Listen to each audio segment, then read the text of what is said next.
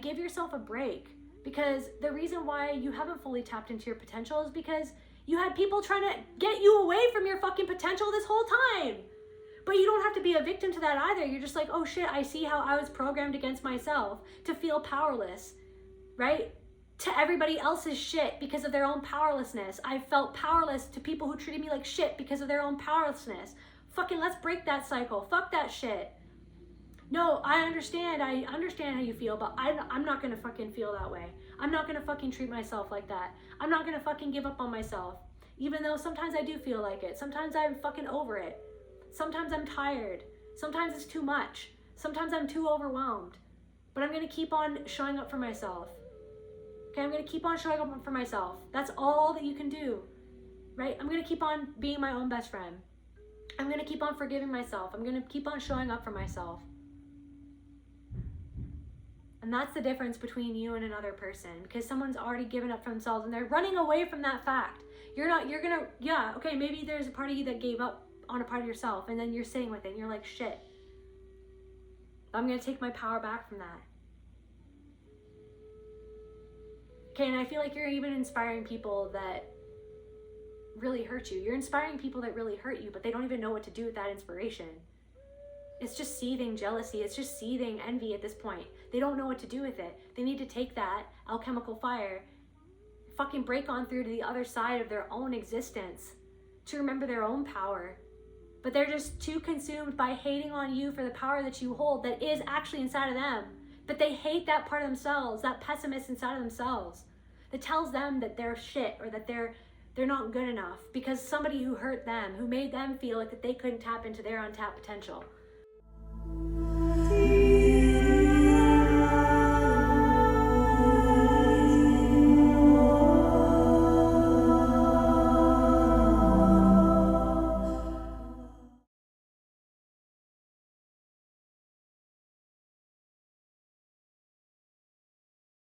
Guys, welcome back to my channel and to another general intuitive reading on the collective energies.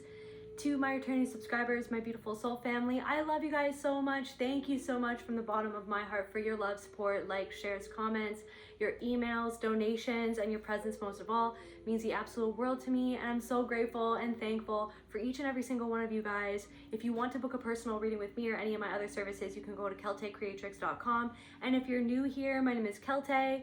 I'm a multi-dimensional artist, singer, and soul practitioner, and today we're going to be diving into the collective unconscious together, see what's rolling around in the ether, spirit.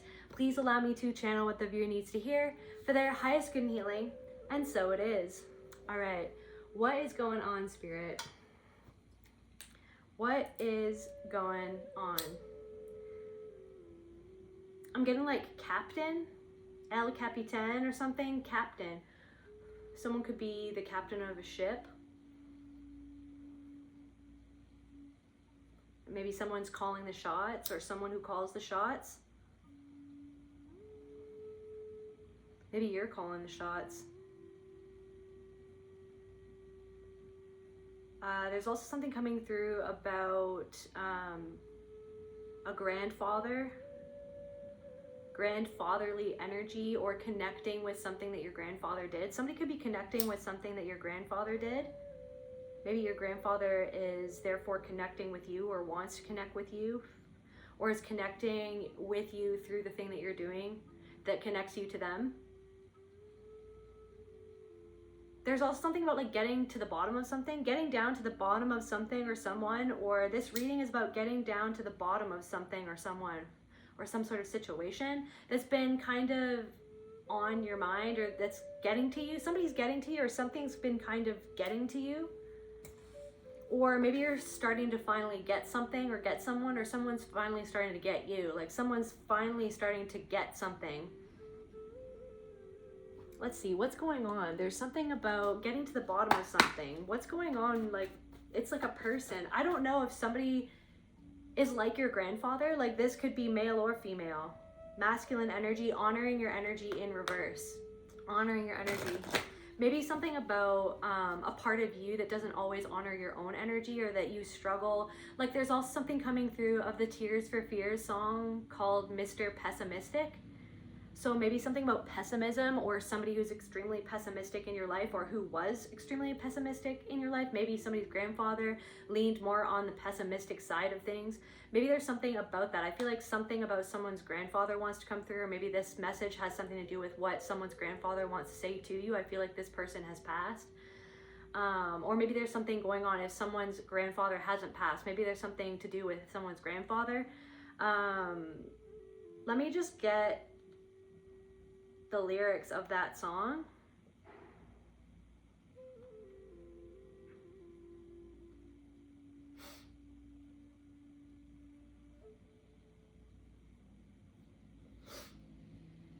Somebody could work on a ship.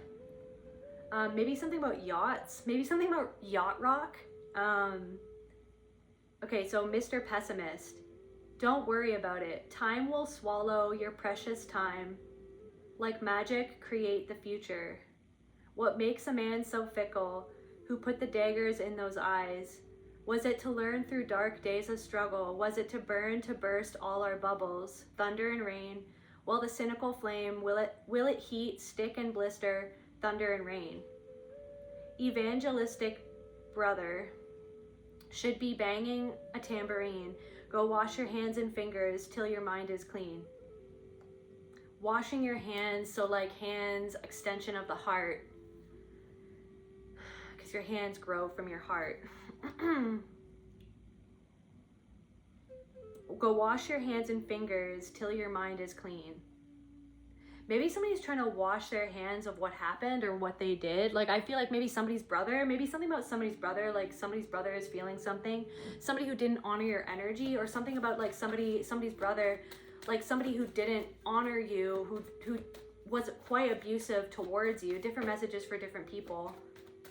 This person could have been a pessimist, or is forever a pessimist.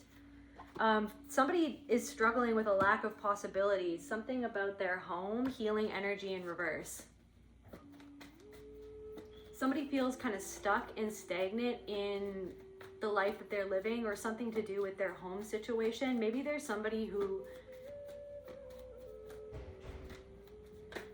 is worried about something. They're picking up on something.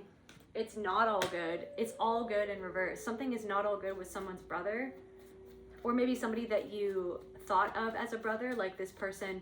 There's also something coming through about somebody that you were friends with, that you felt that you had like a brotherly, sisterly relationship, or like you thought this person was your brother. It doesn't matter if you're masculine or feminine, or if you're a man or a woman. It's just like somebody had feelings for you. Maybe you didn't, you had to retreat from this person because you realized that they had feelings for you. Maybe you didn't share those feelings. Maybe there's something about that, or a situation that kind of connects to everything else about a situation like that. You thought that someone kind of was a sacred space, like maybe this was even your sibling, but you realized that someone wasn't learning, or someone wasn't wanting to see themselves in a situation. So you kind of had to learn what you needed to learn in the situation in order to honor your own energy, because somebody wasn't capable of honoring your own energy. You could have walked away from this person. I feel like you walking away from someone has really taught them a lesson, and they feel a certain type of way about how your life has improved since you left. That's different messages for different people, but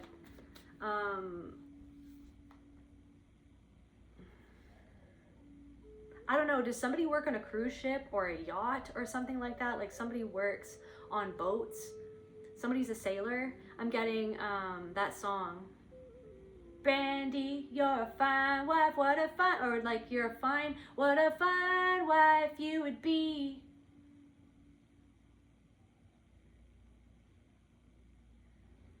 But my love, my wife, and my lady is the sea.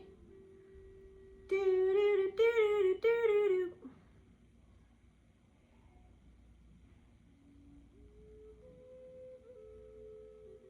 Maybe somebody's a sailor or something. Different messages for different people, or like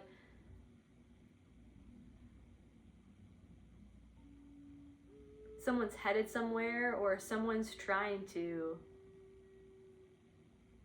kind of move forward on this ocean of emotion.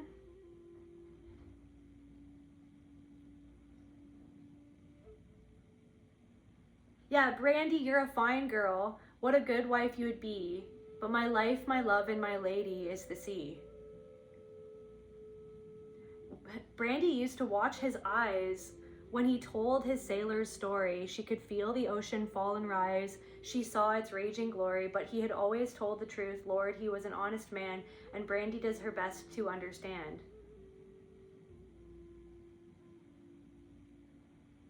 So it's like someone loves the road, like someone, I don't know, someone, I'm getting like someone chasing freedom, or maybe it's also someone running away. Different messages for different people. There's like this pain happening in my foot, like this really intense pain kind of happening in my foot right now. So my right foot, so like moving forward, feeling like unsure of like where you're going or where they're going. Maybe someone feels unsure of where they're going, or maybe you feel unsure of like where you're headed, or what's the next step, or what to do next, or can I do this? Like, can I do this? Am I capable? And I feel like someone wants you to know that yes, you are capable, but there's something that you're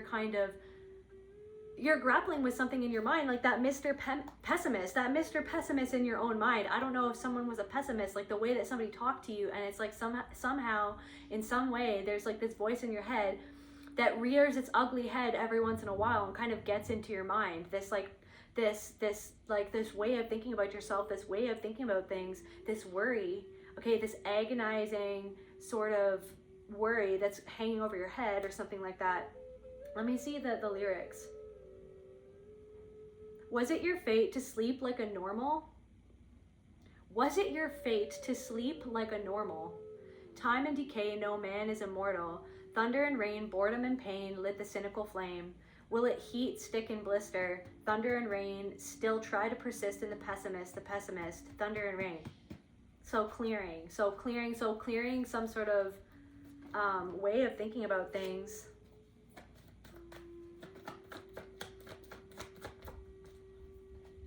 Yeah, sexual energy in reverse and feminine energy. You could also be clearing out something to do with,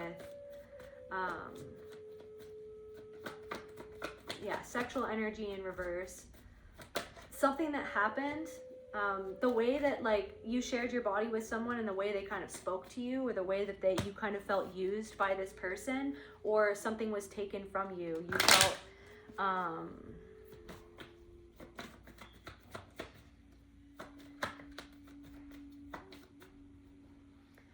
and these things I find in the back of my mind where time lasts forever. I get all mixed up, think I'm all mankind. Listen, Mr. Pessimister, with your Catholic taste. Somebody could be Catholic. Oh, listen, Mr. Pessimister, we do not relate. So it's like you're no longer relating to, or you never related to this person, or you never related to someone, or to different people in your life. Something, it's like you never related to how someone thought, or how someone treated you, or how someone talked to you, or how someone talked about the world, or talked about the future. It's like maybe you're kind of sitting with a part of yourself where like you're not relating to an old way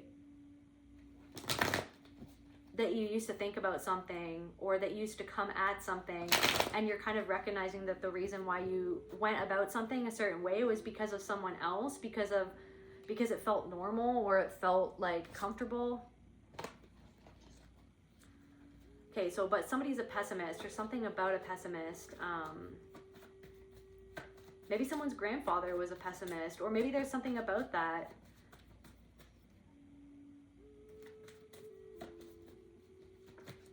I feel like you're working through something with an ancestor right now. What's going on with this? Like, I feel like you're working through something with an ancestor right now, this burden, confirmation on your heart. So washing your hands clean. Someone's working, or someone's ancestor, like maybe you're working through something with an ancestor, and that same ancestor is working through something with someone else, and making someone aware of like what's going on inside of them, because I feel like someone does everything under the sun to ignore how it is that they're feeling. And maybe that's just it's a reflection of maybe something that you're grappling with, where sometimes to run away from the pain that you were made to feel because of how other people treated you. You kind of run away from how you're feeling sometime. Maybe you take something to the brink. You take something to the brink.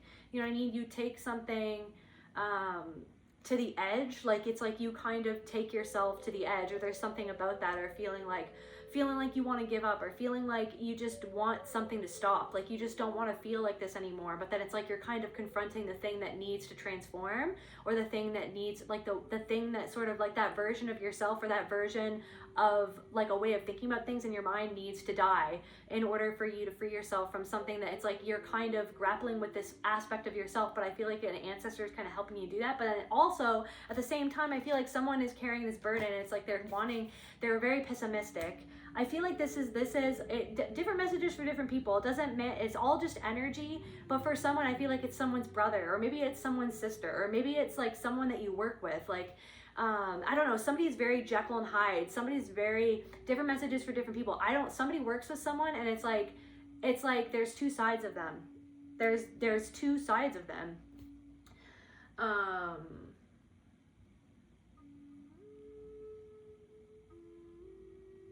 Like, what's going on with this person, Spirit? It's all good in reverse again at the bottom of the deck. It's all good, this burden. Like, so... And also, maybe there's something where, like, you're worrying about something. You're worried that something is not going to be okay. But then it's like, that's kind of something in your mind is always kind of whispering in your head, trying to make you worry about something that you don't actually have to worry about. Like, so I feel like Spirit and an ancestor and your soul, like your very soul wants you to know that something that you're kind of worrying about, or like that it's just there all the time. It's like this thing in your mind all the time, even though if something's not wrong, it's like this thing in your mind that wants you to make you feel worried about something. Do you know what I mean? But I feel like this is something that your ancestor grappled with. This is something that someone's grandfather grappled with. And I feel like for someone, you're a lot like them in a certain way. Maybe not every way, okay? And maybe there's things that person did, or someone in your life, or maybe somebody never actually met their grandfather. Like somebody's grandfather passed away before you got to meet them. Or maybe there's something about that person that like you struggle to connect with that person, but there's actually something that there's a part of them that you were actually a lot like that person. Not all of that person. Maybe there was something about this person that you didn't like, or that other people didn't like, or that you didn't want to be like that person. And it's not that you're like that person, it's that there's like maybe something, you know, passed down in your DNA that you're actually a lot like this person. But maybe you never knew that. Maybe somebody never ever told you that.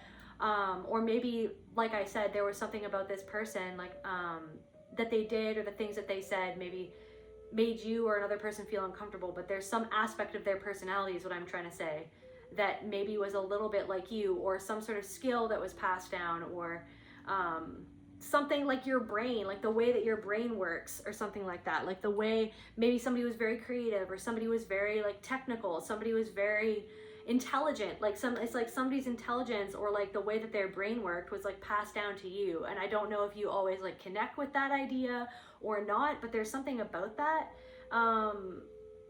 Maybe somebody else is kind of, maybe there's something about something that happened with somebody's grandfather. Yeah, the forgotten doll, abandoned innocence, that child self left behind still watches the door. A burden, maybe something about abandoned innocence, a burdened.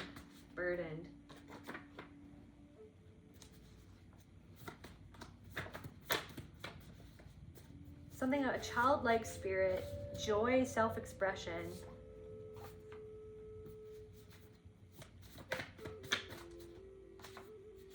Or maybe there's something to do with like something that happened in someone's family in connection to something to do with a grandparent, or something about a specific event, or something that somebody said, like something that somebody else, not even your grandparent, just somebody else said at some sort of event, or something like that. Burdened. Someone feels burdened maybe by something that they said at a family event. rain on your parade. Somebody tried to say something to rain on your parade, or the way that somebody feels, okay, so somebody, maybe somebody's brother, maybe somebody's sibling, or just somebody in your family, or somebody in general, maybe somebody that you work with, like said something specifically to burden you and to rain on your parade, because of what you embody that they felt disconnected from. Or maybe you embody something that somebody that they admire, or maybe even a grandparent or something like that. Like maybe you got passed down something in your DNA that you can do that reminds somebody of somebody else, or something that they want to do, or something like that. Something about a family dinner. Somebody tried to rain on somebody's parade at a family dinner. Somebody feels burdened.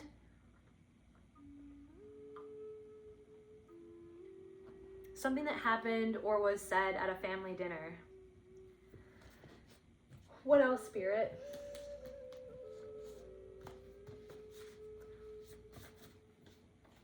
Or maybe something about like a work party or a work dinner.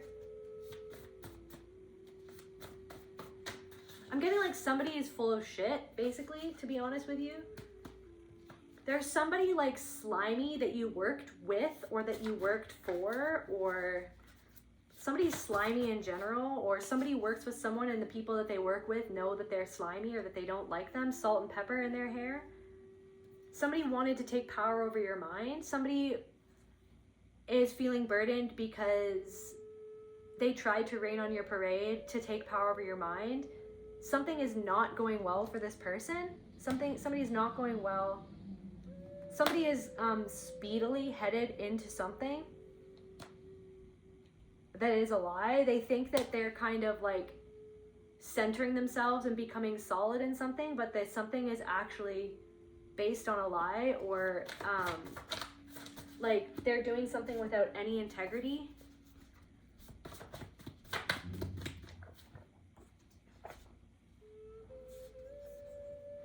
Short-term gain for long-term pain. So somebody's got something backwards. Somebody's on a fast track. What did I say? Short-term gain. So they're doing something really quickly for short-term gain, but it's long-term pain is headed towards them. Like they're trading in.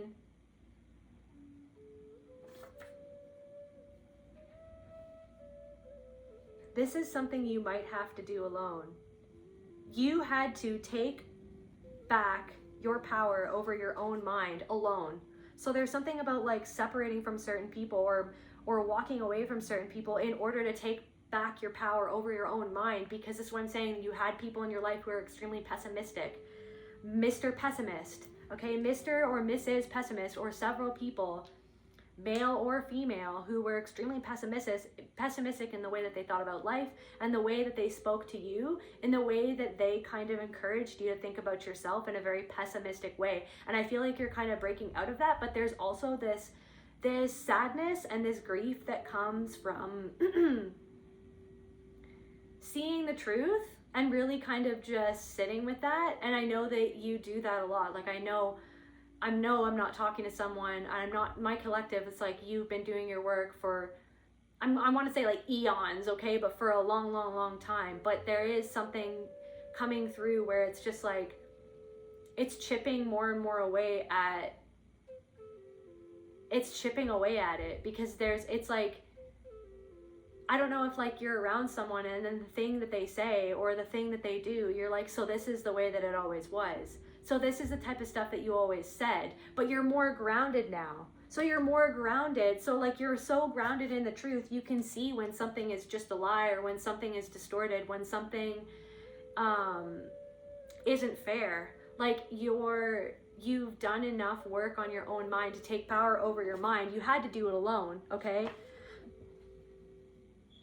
There's someone who is burdened by what you're embodying right now, because they understand that they can no longer rain on your parade in the way that they used to, and they kind of don't understand how you got to this point. But you got to this point by going off on your own, or doing something on your own, doing something alone to take back your power over your own mind, okay?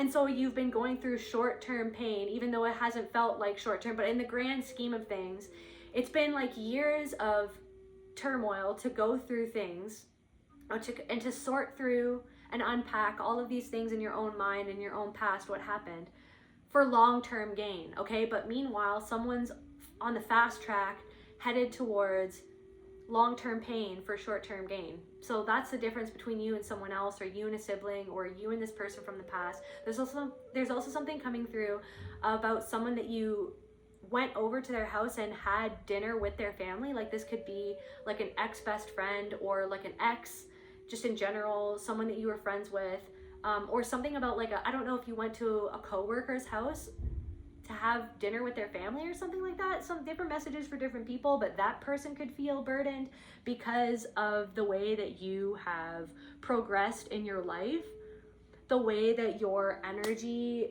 has changed. This person thinks that you've changed overnight, like it's been very quick the way that you've changed, but actually it was underneath the surface of everything, all of these things that people didn't see underneath the surface that you were doing. And now someone's turning around and they're seeing everything, like the culmination of everything, because of what you're now embodying, because of the things that you've been chipping away at underneath the surface that no one was ever kind of giving you credit for, or kind of seeing what was going on. Like something is not okay for someone right now. There's also something coming through. Yeah, so there's something back to that thing. It's like you're seeing the way that someone kind of thinks about things, and then kind of seeing how reflected back to yourself of like how you see it in yourself. But I just want, and your ancestor wants you to know, and your soul wants you to know, spirit wants you to know.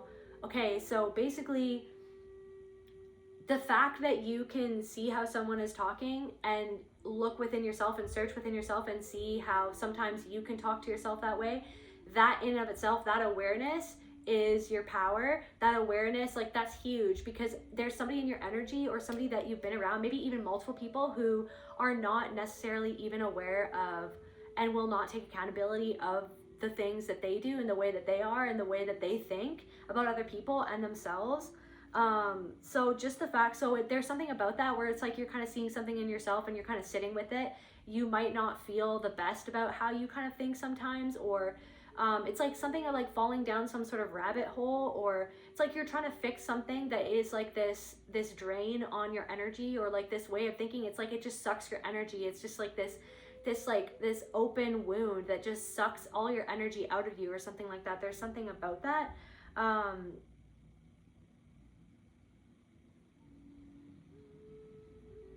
There's something about like a past person, a person from your past who tried to rain on your parade, or rained on things. Like when you were successful, this person's mood changed. This person couldn't give you props because what you were embodying, they felt disconnected from, and it was actually a burden for this person.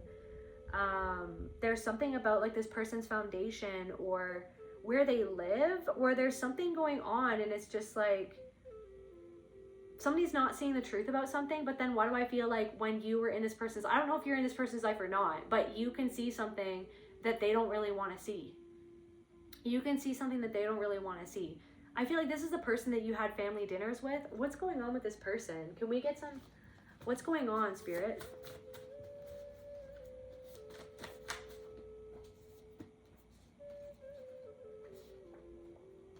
There's some sort of masculine, a karmic masculine energy in this person's life, or somebody who is in their own cycles. Maybe something about someone who's very, we've got Indiana Jones here. Maybe somebody travels a lot. Like I said, so like, wait, right? My life, my love, and my lady is the sea. My life, so adventure. So I don't know if someone is in some sort of, or maybe somebody in your life, or I don't know, somebody who's always kind of traveling, who's got a lot of women, like a perpetual bachelor type of energy.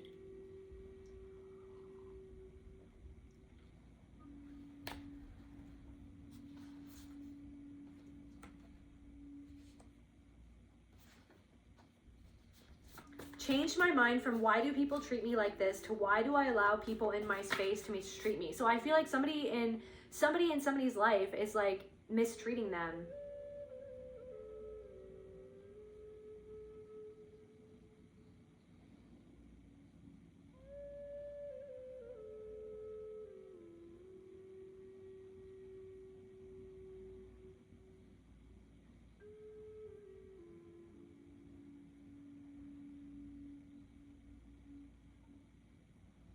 Somebody uncomfortable with their emotions or impulsive, restless, tactless, commitment phobe, fabrication.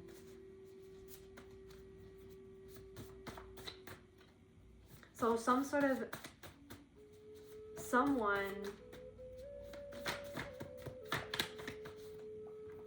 something is going on. Band on the run. Guys, somebody is always trying to run away from something, from some sort of lie. Something that they lied about. Somebody could have said that you lied about something, but it's like they were literally covering up a lie. Somebody was covering up a lie. You're so vain, you probably think this song is about you. Somebody is watching this and they think it's about them, but it's not. But maybe it is. Horrible decision. I don't know. Okay, so someone very vain. So band. So something about, what's that band? With that song, the Rolling Stones, I think that he sang on that song, You're So Vain. So somebody thinks that this is about them or something like that, or something.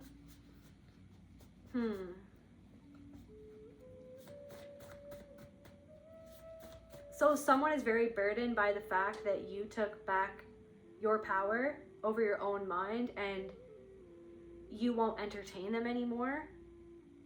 They're burdened by this sovereignty and self-love that you're actually embodying by the choices that you've made. Or somebody has made some sort of horrible decision, or something about a horrible decision that they made that somebody lied about. Somebody's trying to run away from a horrible decision that they made, maybe when they were a child. Some sort of horrible decision. Maybe someone's grandfather was always running away from some sort of horrible decision, or some sort of decision that they were felt forced to make. Word magic, someone's fabrication. So someone is very manipulative, somebody very manipulative. The puppeteer strings, invisible control. Who's pulling you and why? So somebody fabricated some sort of lie, or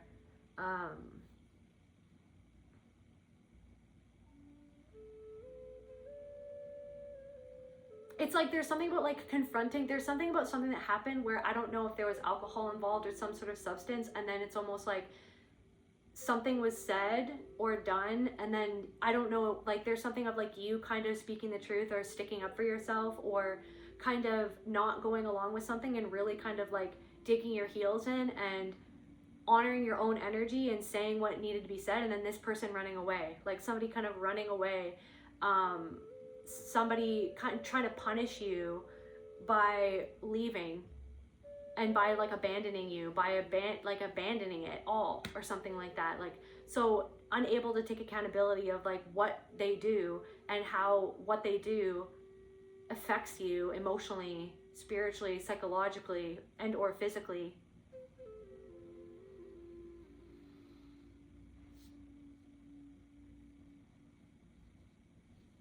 Yeah, changed your mind from why do people treat me like this to why do I allow people in my space to mistreat me? Why is this person even in my life? So that's what happened. Or maybe that's what you're kind of grappling with now. Maybe there's something about someone in your energy. So this is what I'm saying, getting to the bottom of something, because this kind of seems like past energy. It could be past, present, future, different messages for different people.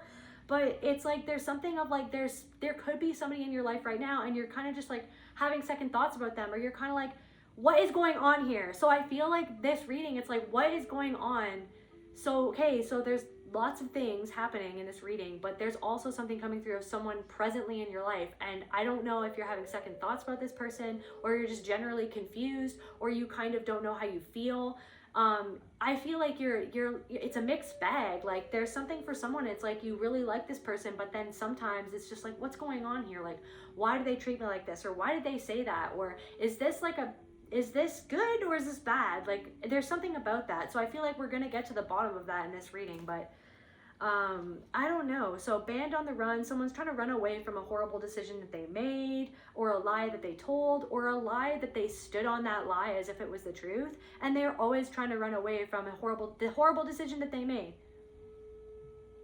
But it all comes back to the fact that they did that thing, or they said that thing, or they treated you that way. They can't run away from that. They can't outrun They can't outrun the truth, okay? They can't outrun the truth. They can try to spin their word magic to manipulate and fabricate a narrative that is a lie, right? Okay, based on an untruth about you. But what you're embodying is so much the truth that they're having a hard time, period. Just in general, they're having a hard time because whatever it is that they fabricated won't stand up. Okay, it cannot stand up to the truth. The lie that they fabricated about you, the version of reality that they fabricated, the version of you that they fabricated in other people's mind using their word magic, using their manipulation, right? Using all of the tactics, it just doesn't really hold up. So it's like something about a puppeteer who's been trying to pull the strings, and it's like, you know, this person's game. You're not interacting with person, or you walked away from someone, or you walked away from these people. Healing perfectionism. There's also something about healing perfectionism. So as you heal perfectionism, there could be somebody in your life who's kind of perfectionistic, and they're somehow kind of teaching you about how to heal it.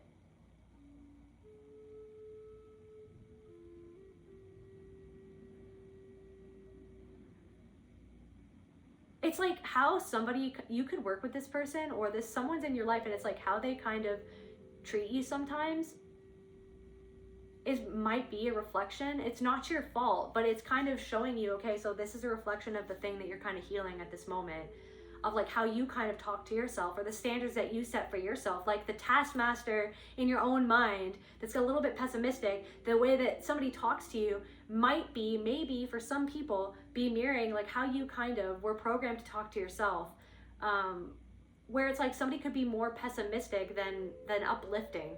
Like someone's more so a taskmaster than nurturing or like positive reinforcement. Like somebody's a chef, okay? What's going on? Does somebody work on a boat? Like does somebody work on a yacht? Like does somebody work on the seas or something? Like somebody's a chef. A ghost of the past. Or maybe it's like the way that somebody kind of treats someone is like,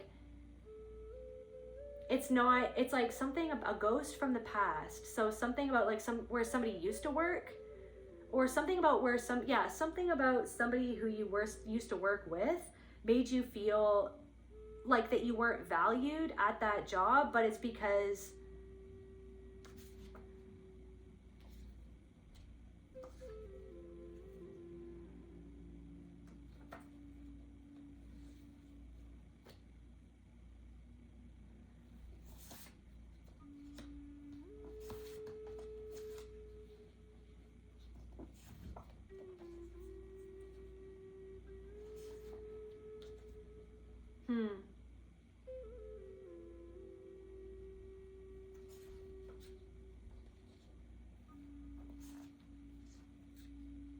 there's something about somebody that you used to work with. Maybe this person is in a couple, or like two people that you used to work with, or somebody that you used to work with who has a partner, or something about a couple that you met through work for somebody when you were more so in survival mode. You've neutralized these people or this person with wisdom because there's something that you saw through in these people that was not necessarily authentic, or something about a horrible decision that person made, or maybe a decision that you wish that you didn't make to do with someone or something like that, or something about people who fabricated something at work because they were trying to control something. What's going on here, Spirit?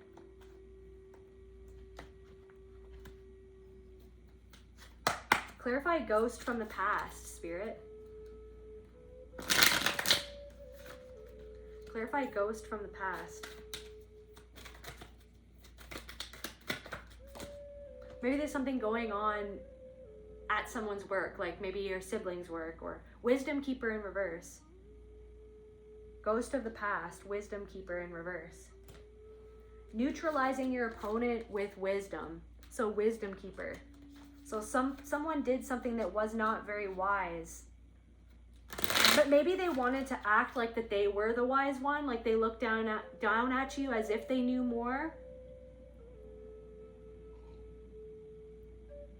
as if they were better than, as if they were superior. they thought in some way that the way that you thought or the way that you spoke or was inferior, or that they thought that you were naive. Restraint in reverse. Somebody did something without restraint, or they didn't hold themselves back. Okay, triumph. So you've triumphed over someone who did something without restraint. You've triumphed over this person through wisdom, through making some sort of wise decision. Somebody didn't have any clue who you were or like what you knew or what you could do. Like they totally summed you up, and that's their own arrogance that caused them to treat you the way that they treated you and to think of you the way that they thought of you. There's something, I'm getting like somebody's too big for their britches. There's something about somebody who like doesn't,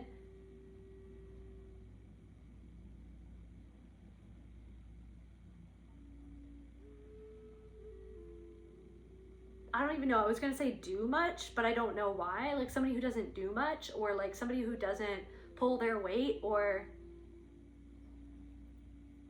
somebody who, so they're weaving a web. Somebody from the past is weaving a web, or somebody who wove a web. You neutralize them with wisdom. They did that because of money. Somebody who felt uncomfortable paying you what you were owed because this person was greedy. Because something boiled down to money about this person. Somebody wanted to use you to make money. Somebody who wanted to use you but didn't want to pay you fairly. Something's wrong with that person. Like, I don't know. You've triumphed over this. What is going on? Explore. Exploring life.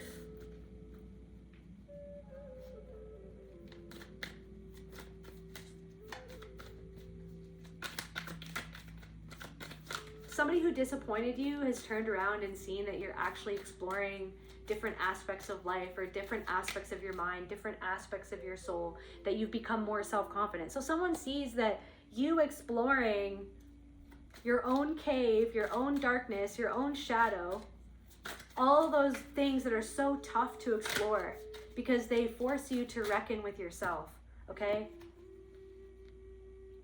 Explore self-confidence, arrogance in reverse.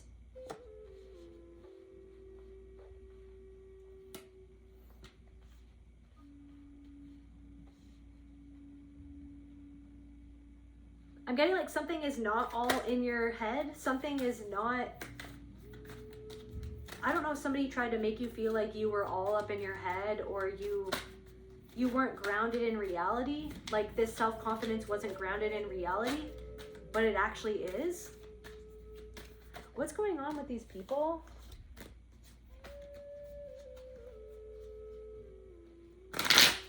Let's get another deck. What is happening right now, Spirit?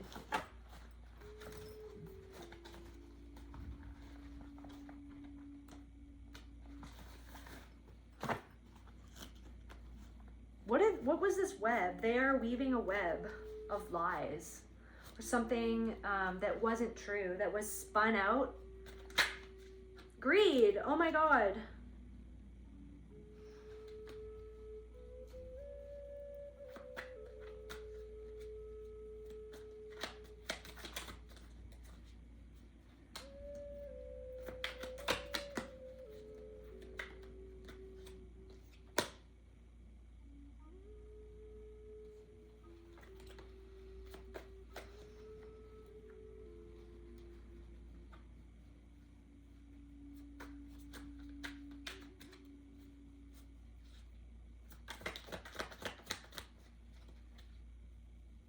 It's like you love freedom. My love and my lady is the sea. Like your love is,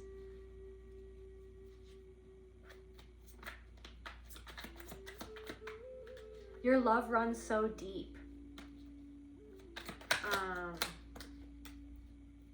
Trash.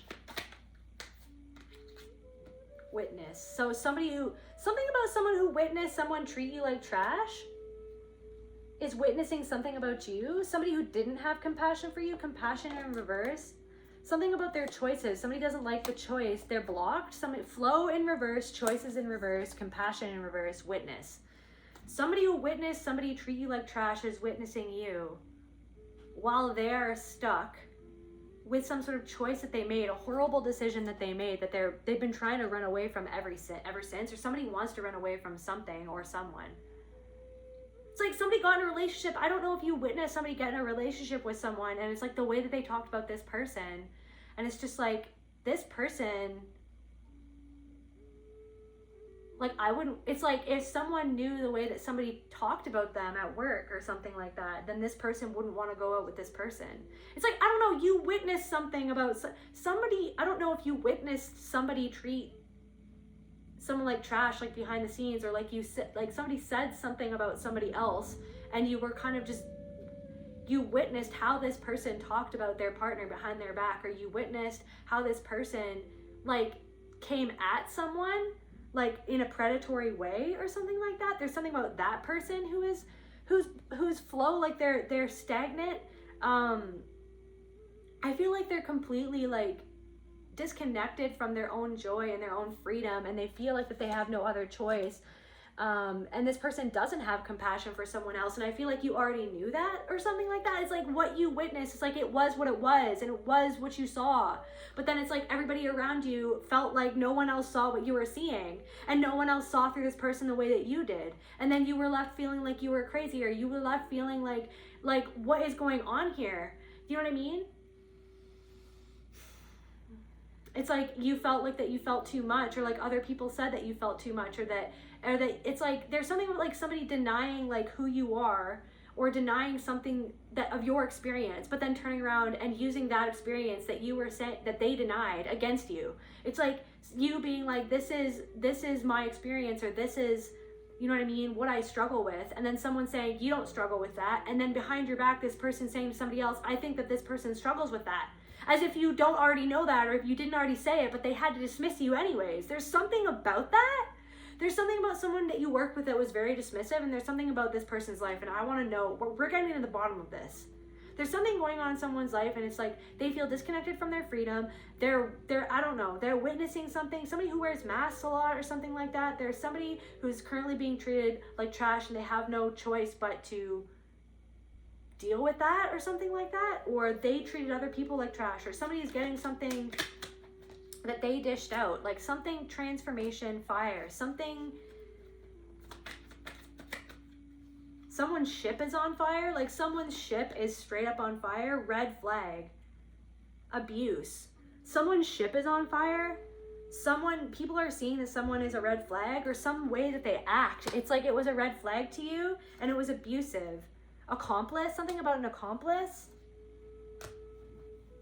abuse, neglect, fire.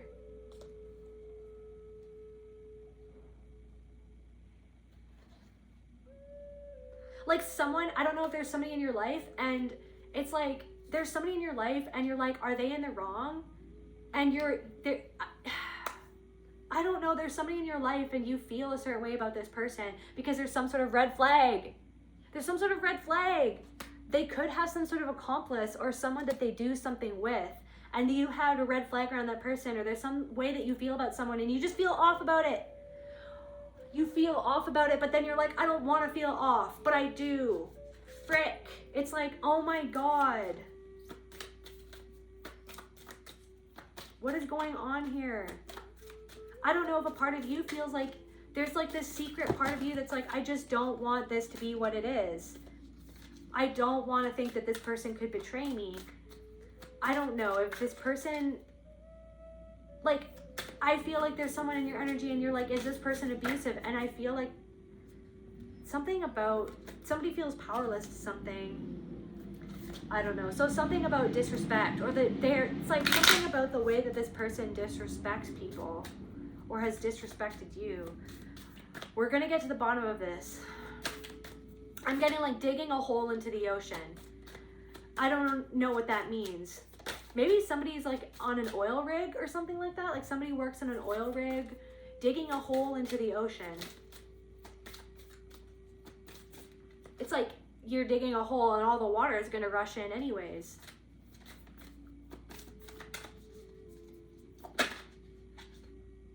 What's going on with this person? So someone is abusive, or something about, It's like you see something is wrong, but then you feel like you can't say anything about it. Somebody thinks about things in a completely different way that you think about things, and you're like questioning why this person thinks that way. You're questioning why someone thinks that way. I don't know if you feel like that you're losing respect for someone, or like you don't want to, but then there's some way that they're being or something like that. What's going on with this person? Guilt. So someone feels guilty for something. There's somebody who abused you who feels guilty. And there's someone who helped abuse you. So there's someone who helped abuse you with someone else. And then I don't know if there's something about a red flag that you felt about someone that you actually trusted at first, that you thought that you could trust. Maybe there was some sort of middleman or someone that you went to talk about someone else, and then you realized that was triangulation. You're like, wait a second, like, I don't want to go to this, like, I need to be able to talk to the person who's hurting me to work it out, but then you had no other choice but to talk to somebody else to vent your frustrations about what that other person was doing. But then you realize that other person was friends with that other person, or there's something about a sibling, like this could have something to do with siblings or something like that, or someone that you felt like helped abuse you with somebody else's help or something like that. Or there's something about a couple who's abusive, or there's something that they've done that they feel guilty about. Like there's something about some sort of situation, maybe somebody else's kid or something like that. Somebody's life is on fire, something from the past, somebody's haunted from some sort of ghost of the past.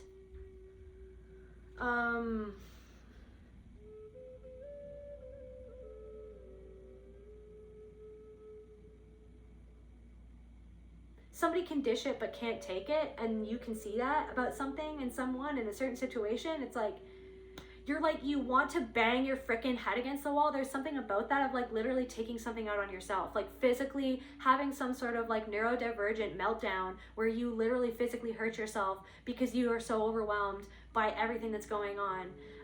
There's something about like past memories of like so overwhelmed. There's something about something coming back to haunt you from the past of what somebody did, and then realizing, wait a second, that was super abusive. But then there's something about like a family story where people would say, guys, I can't right now.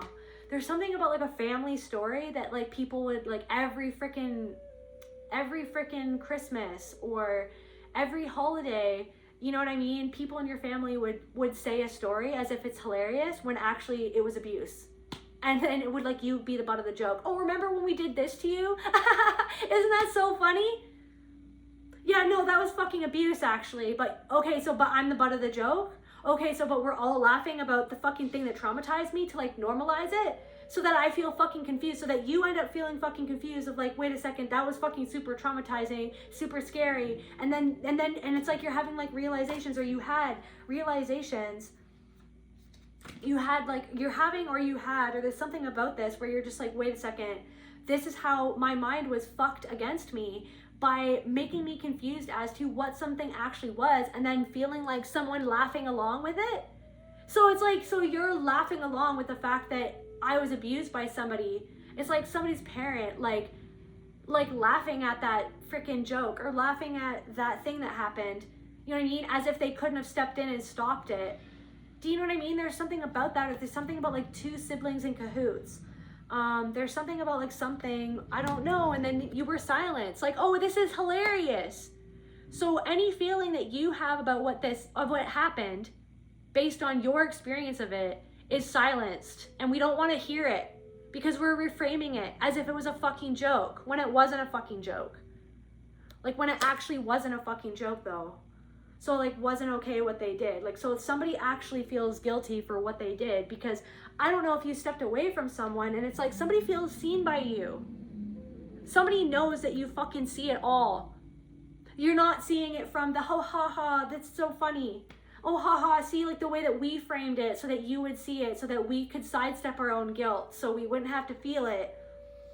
Right? So we wouldn't have to feel our own fucking human emotions. We're on this boat. We don't want to get in the water. We're just on a boat. Okay, we're trying to control it. We're trying to control the direction. Like somebody's trying to control where they're going, right?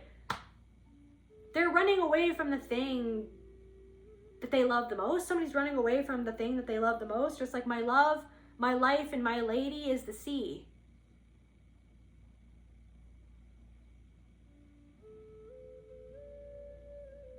They're not in it, they're just around it, they're floating on it,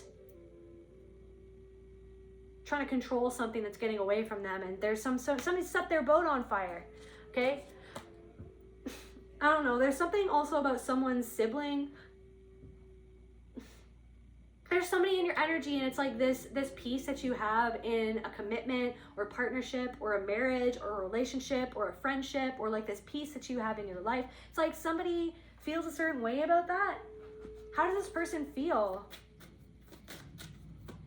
They don't feel good. Somebody who abused you, how do they feel? They feel angry. Somebody feels angry that you're happy. They feel angry that you're at peace. They feel angry. What they really feel angry about is what they did, that they feel guilty about, that they did to you.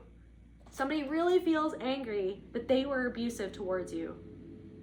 That it's written in the records of the universe, okay, in the records of their own soul, their own story, when it comes to you, what happened. It doesn't mean, you know what I mean, that somebody, I don't know, something that somebody was a part of, okay? Somebody wishes that they never did something that they did.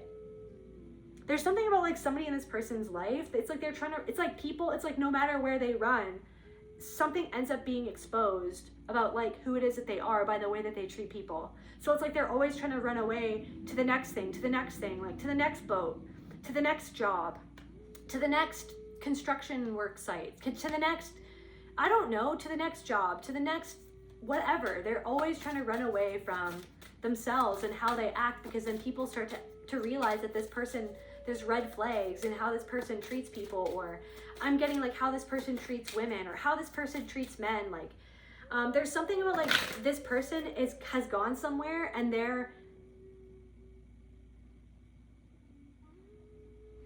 meeting a reflection of themselves, and then it's like there's something that they can't look away from in how something is going to end, or how something has ended, has completely shown this person who they are, has completely unmasked this person to other people, and people see who they are. Something about someone's sibling or someone from the past, or this person, this womanizer, or this abusive person, whether it's a man or a woman, like how they kind of treat people. I don't know, somebody's ghosts from the past are catching up to them, disappointment. Something about like who this person is disappointed. Somebody's ghost from the past, disappointment, weaving a web, fire. So someone's web that they wove to kind of like catch a fly has gone up in flames. To catch someone. So someone tried to catch someone or trap someone or do something to someone, and then it's like someone tried to take an opportunity to do something really quickly, and then it had literally led to long-term pain for short-term gain, but they didn't gain anything. They just lost everything, is what I'm getting. Somebody like literally tried to take advantage of someone who is vulnerable in a split second. Doubt. They thought that people would give them the benefit of the doubt, but they didn't. Or they thought that they wove a web to make someone else doubt you or the other person that they were actually abusing, but people actually believed and or supported this person. There's something about like seeing how something should be. I don't know. It's like seeing how like someone's brother or sister was really protective of their brother or sister, and then being like sad that like you never had that. Like it's like, wow, people care about their siblings. Like, wow, people's brothers are protective instead of abusive, or like what? Like there's something about that.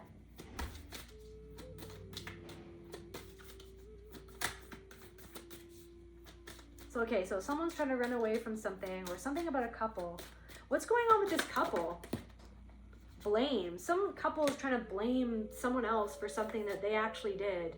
Or some couple is being blamed for something. Some couple is being blamed for something. Or is trying to blame someone else for something. They're trying to run away. They're trying to like displace the blame, or some couple was abusive towards you, or a couple feels guilty deep down inside. but it's coming out as anger.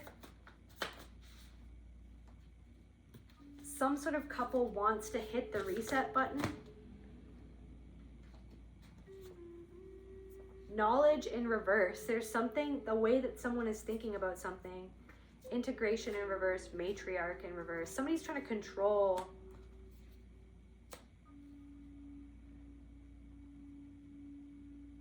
Pain, a sacred well of pain. Somebody's trying to, instead of, so someone is like trying to control something instead of integrate something inside of themselves, and they've got themselves into a pickle, basically. I don't know who this is. There's something that this person, it's like somebody thinks that they know everything. I'm getting they know so much that they know very little, or something like that. It's like the way that somebody's thinking about something. I don't know if you see the way that somebody, you feel uncomfortable about the way that someone thinks about something, because I feel like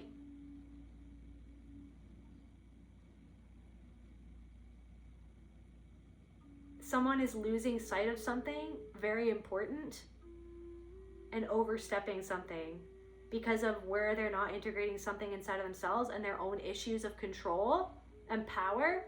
And then there could be something going on in their life that's reflecting back that to them, but it's lost on them. And then you kind of see that, and then you're like, okay, wait a second, but let's bring it back to myself. Am I lost on something inside of myself? Like, it's like focusing on something outside of me. Okay, cool. So I noticed something going on in someone's life. So where am I not seeing something inside of myself of what I'm lost on, or what I'm lost in, or what I'm running away from? Or so like, what is this person reflecting back to me about myself? Okay, because I can see something in them. It's so easy to see something in someone else, but is there something inside of me that I'm running away from? Not saying that you're like this person or you're doing what this person is doing, but if anything, like, is this person kind of reflecting back something to you that you're actually grappling with in your own mind of how you treat yourself, or how you were treated by somebody who is like this person in some sort of way, that, and that's why you kind of feel a certain way about this person. You feel weird about this person because you're actually trying to run away from how you feel about this person in your life, who's actually trying to run away from something that they don't want to feel inside themselves, which is why they're trying to control something outside of themselves to gain power and control over something that is not theirs to insert themselves into that situation.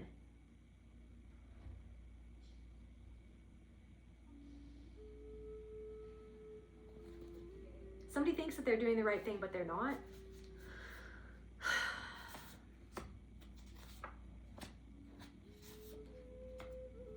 So you're intimidating someone. You're haunting someone.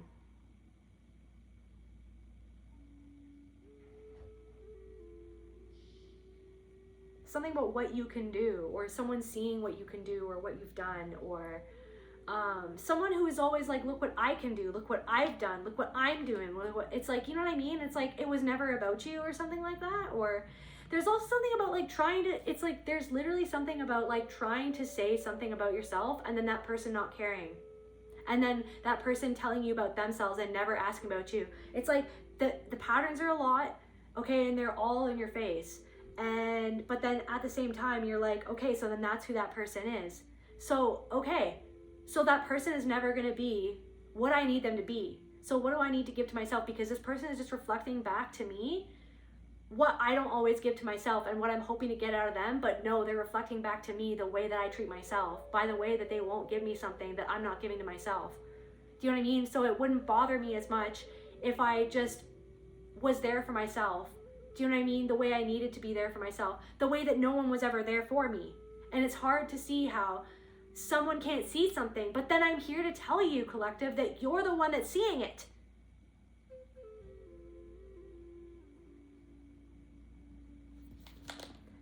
It's like you think that someone understands you, but they don't. Like, you hope that someone really sees you, but they only see you as far as they see themselves, and you see that they don't actually see something inside themselves. As hard as it is to say, like, what I'm feeling right now, like, as hard as it is. So someone could be trying to get a hold of you. Hello?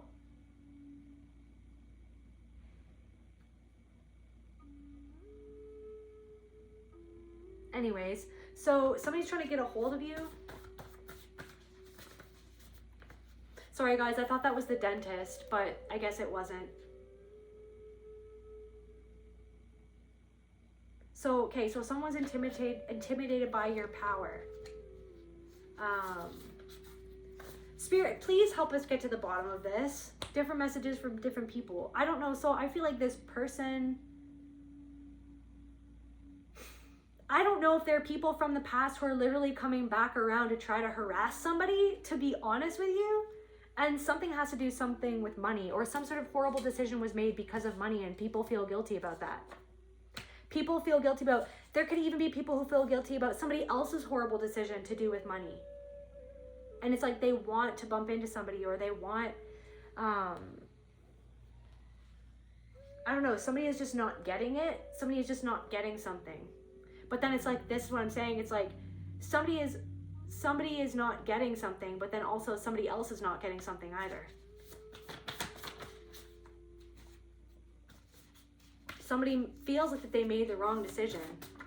Pull the lever, Kronk, wrong lever. So somebody made a decision and they went down the wrong tube, and they don't like that they ended up with the crocodiles. Like somebody doesn't like echoing. They don't like bloodlines. Something is echoing right now. There's echoes of something going on to do with your ancestry. Like I feel like there's something about somebody's grandfather, a beacon.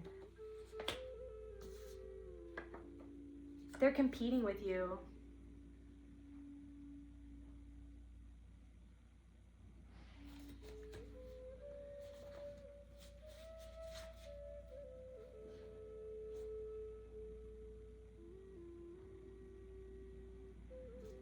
Greed.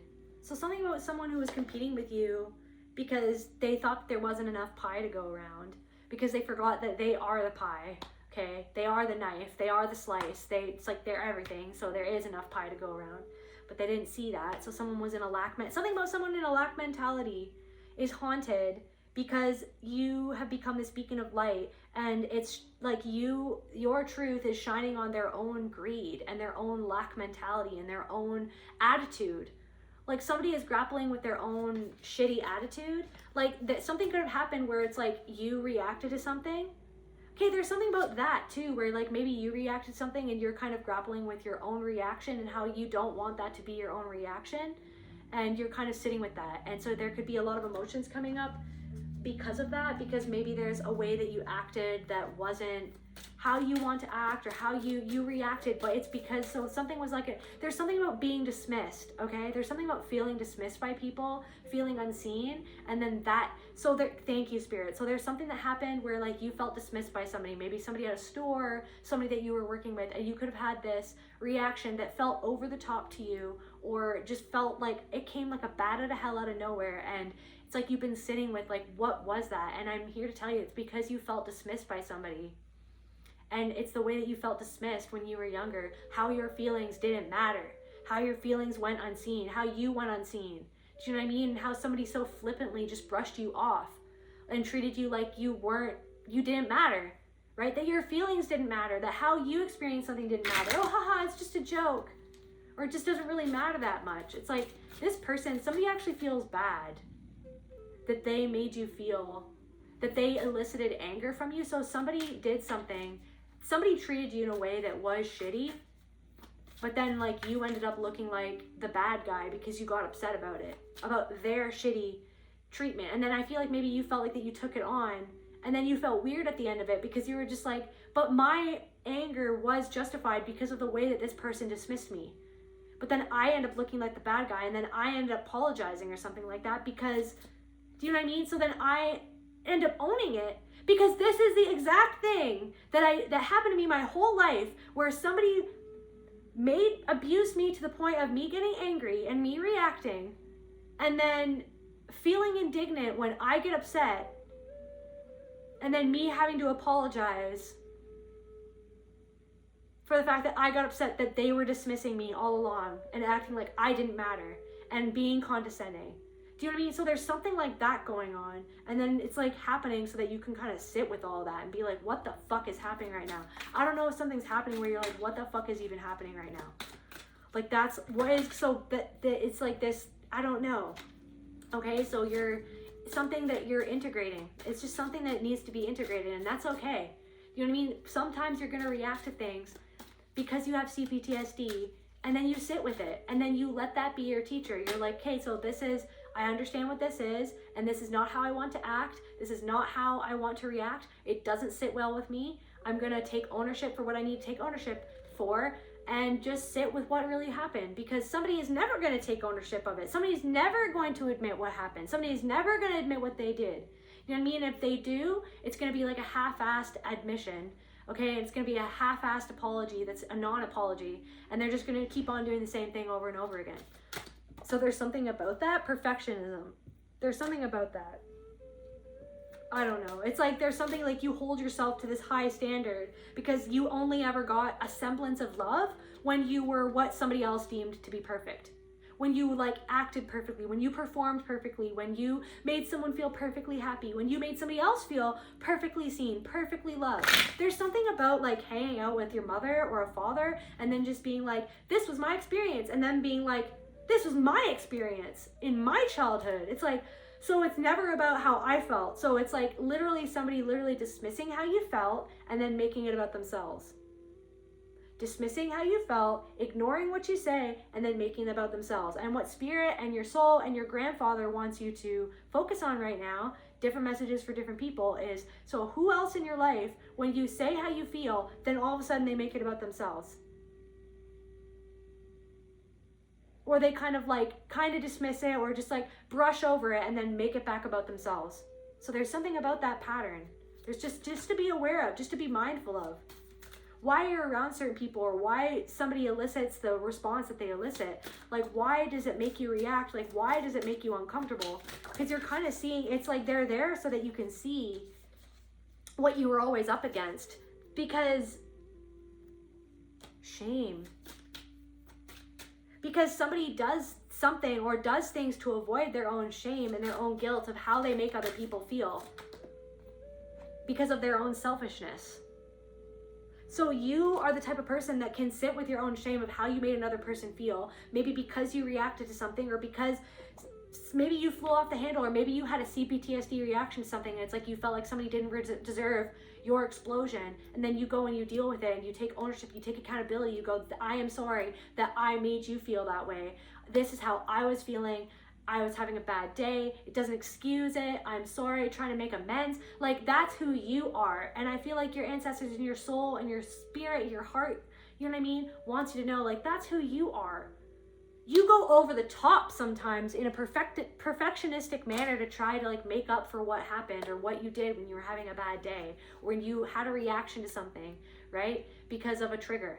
So it's like you go out of your way, but then meanwhile somebody doesn't. There's something about like you voicing how you feel and then somebody literally their whole body language shifts and they literally ignore what you said.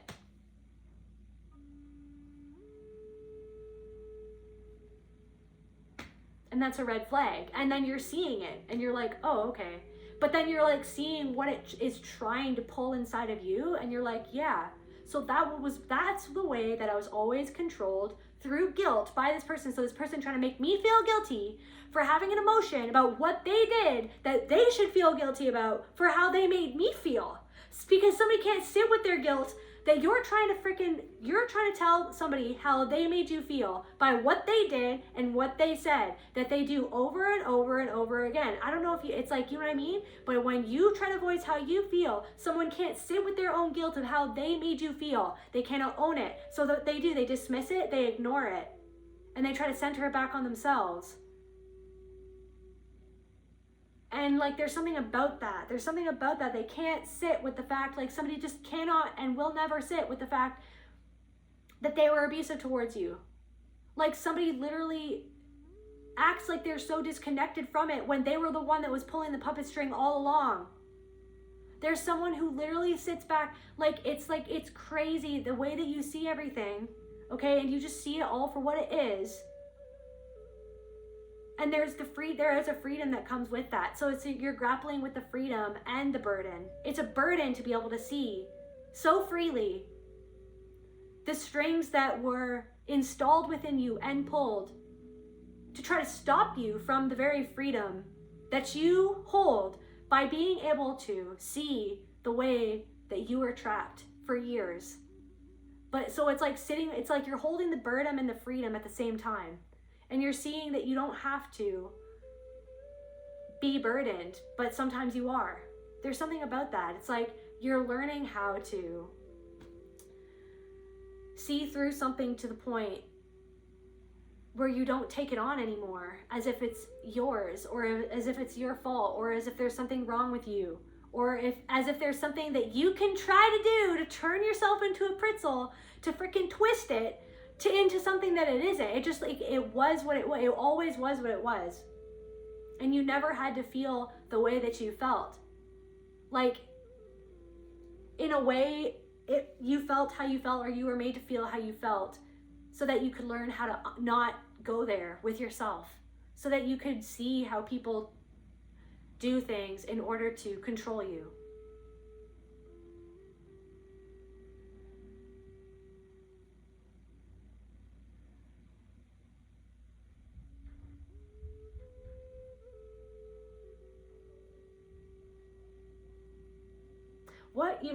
What else is going on, Spirit? How does this... Yeah, covert, passive-aggressive, chronically self-pitying, and quietly resentful of everyone else. So there's something about someone like that in your life. Yeah, and then you're the flame keeper. She who carries the first fire, guardian of endings and sacred heat, burns away illusions. There's the fire. So some sort of illusion is burning away in somebody's life. What you're embodying, this flame of truth that you're embodying through your integration,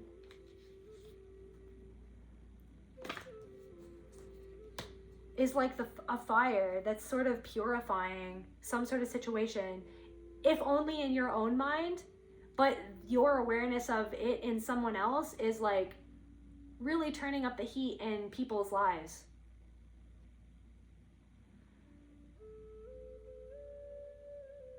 Someone has to like act like they're perfect.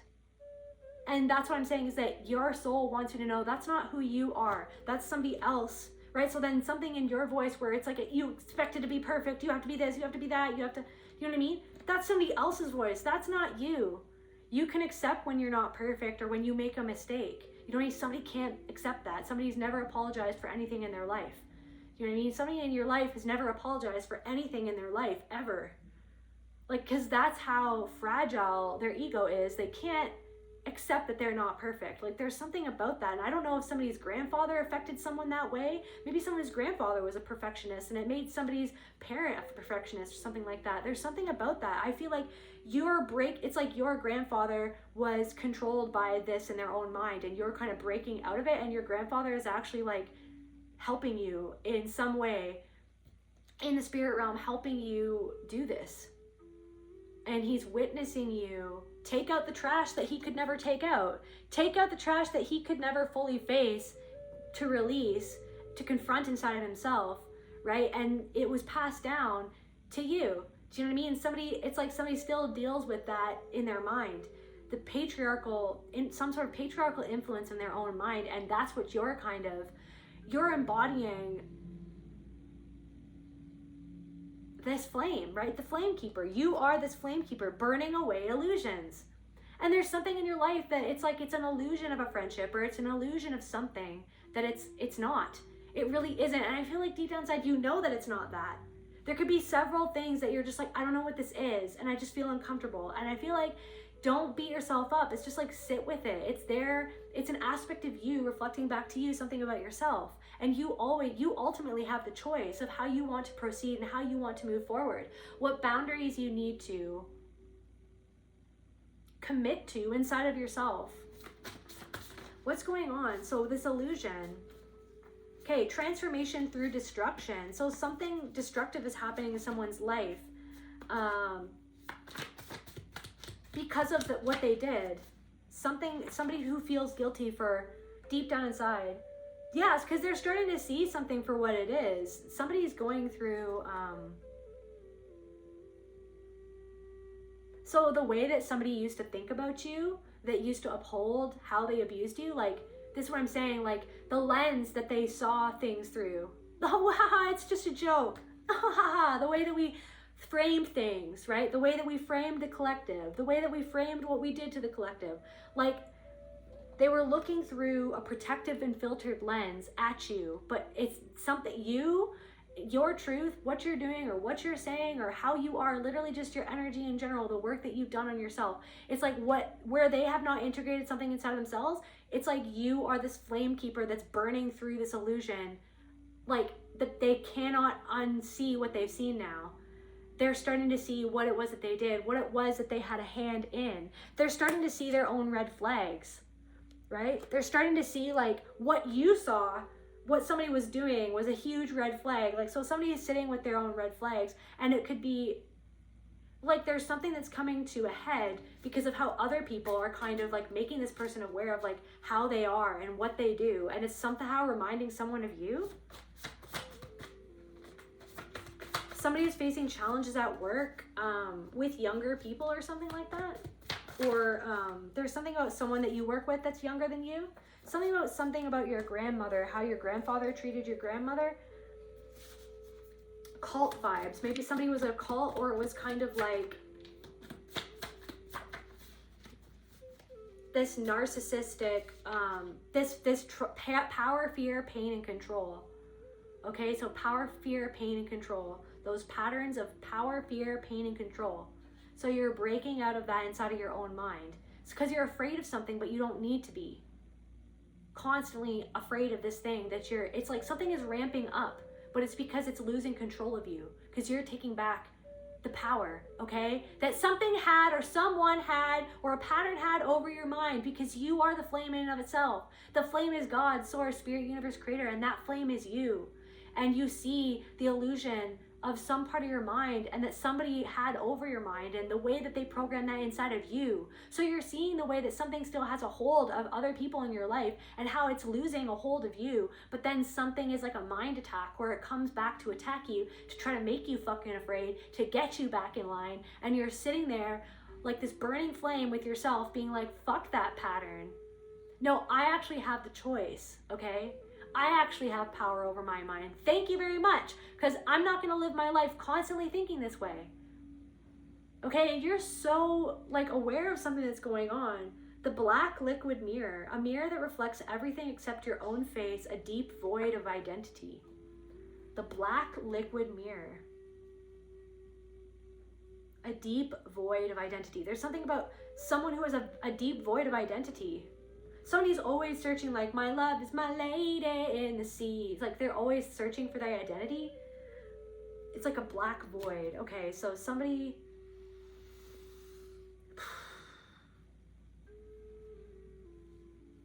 So this is what I'm saying. Your identity is the flame of the soul. And there are things that being reflected back to you that are the illusions that seek to have power over you. Illusions of the mind. You're not separate from this person that you're thinking about. But there's the way that they think about things. And what is it how they think about things, and what is it reflecting about how you used to think about things, or how you were influenced to think about things. Somebody wants you to think about things the way that somebody doesn't know that you don't think about things the way that they think about things. Like you're in a different paradigm than someone, but someone thinks that you're on the same page. And I feel like you want them to think that, like, there's something about, like, you don't want someone to know that you don't agree with them, because you know that they wouldn't be okay with how you think about things. Because it's their way or the highway.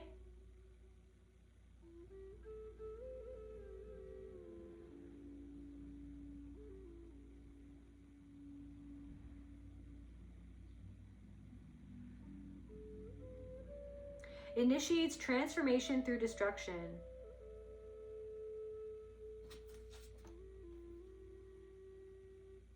The flame you tend is not just warmth, it's rebirth. I feel like maybe you had to pull back to tend to your own flame. Like to tend to your own fire, to tend to your own energy, to tend to the truth inside of yourself, because something was just overpowering you, or has been overpowering you lately. Okay, wait, the shadow archetype, the flame consumer burns for control, not truth. So this calm for frickin'mation, someone burns for control, not truth. And you burn for truth, not control. And so you can sense when someone is burning for control, not truth. Thank you, God. Thank you, Spirit. That's exactly what's happening. You don't trust somebody. You just don't. Like, you don't trust this person because they burn for control.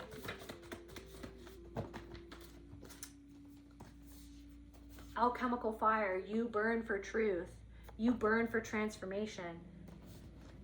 I feel like someone's life is going through a transformation that they don't want or that they didn't expect. That because they had their hands in something, it would lead to that. They did something, somebody did something very arrogant. Like somebody was very arrogant about something that they did. Also, somebody's trying to reach out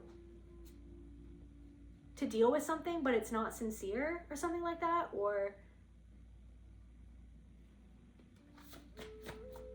something about like constant center stage. Like it's always like, so it's like somebody got themselves into something to try to seem like the person that they want to be seen as, but they got themselves into a really big pickle to try to make themselves the center stage of something that wasn't any of their business. Somebody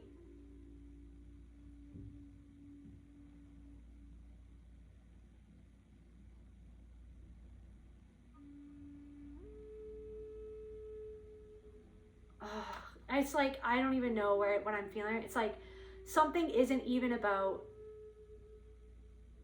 what someone is saying that it's all about. Like something is not all that it seems.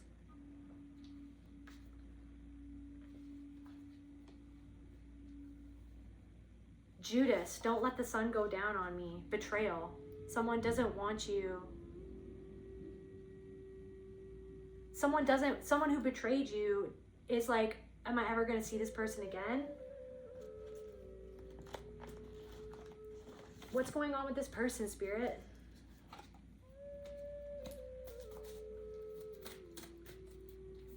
Okay, so like a couple tried to blame something on you, but it wasn't even your fault. They tried to spin a narrative that wasn't even real, and these people feel guilty. And they feel threatened by, like, if they came towards you, it's like, you're not taking shit anymore. So it's just like they don't even know what to do, because you're just like, I am no longer available to take the shit that I used to take.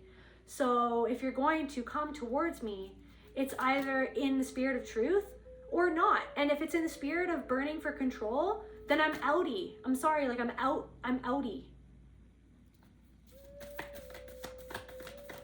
Somebody feels like a void in their own life, and it's like everything, they feel totally lost. Their potential in reverse. Maybe there's something about your potential, or someone who betrayed you. Something about like them seeing you come into your potential. Tell me about this person, somebody who disrespected you. The person who disrespected you, who betrayed you.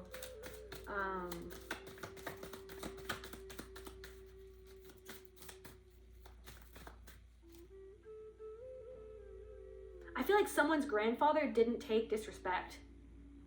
Someone's grandfather was very held in high esteem and was very respected and commanded respect. I feel like your grandfather wants to help you command respect.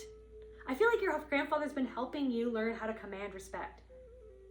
And maybe there's somebody in your energy who like commands respect, but then they do it in a certain way where you're learning through that person how not to be or what not to do.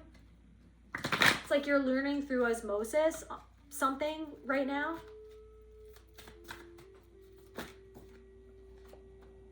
Yeah, something about, there's the flame.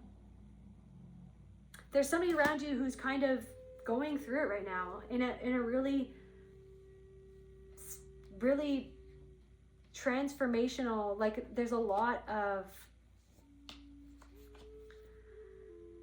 someone's in the hot seat right now. Someone who betrayed you or who betrayed another person is in the hot seat right now. They don't want something to end.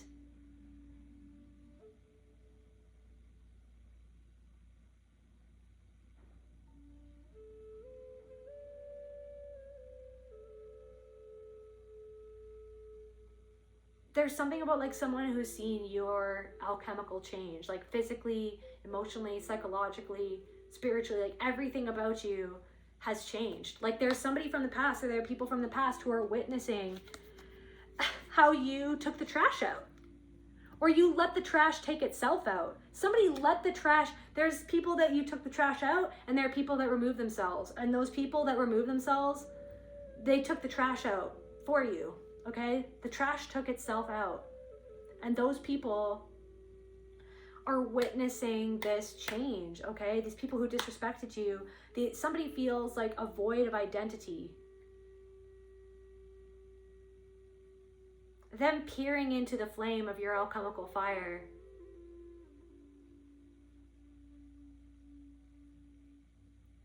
feels like destruction to a part of themselves that they don't want to face. The context of something that happened. Friction.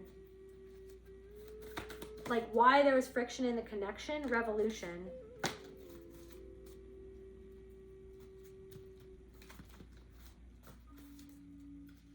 There's something about like a friction in the connection. So productivity, like maybe you felt like that you haven't been able to be productive, but maybe it's because the way that you get yourself motivated is like not nice, like in your own head. Like you're grappling with this part of yourself in your own mind that like thinks that whipping yourself is going to get you to do what you need to do. But there's something about like being loving and kind to yourself is more productive than the old way of doing something that is actually in your bloodline passed down.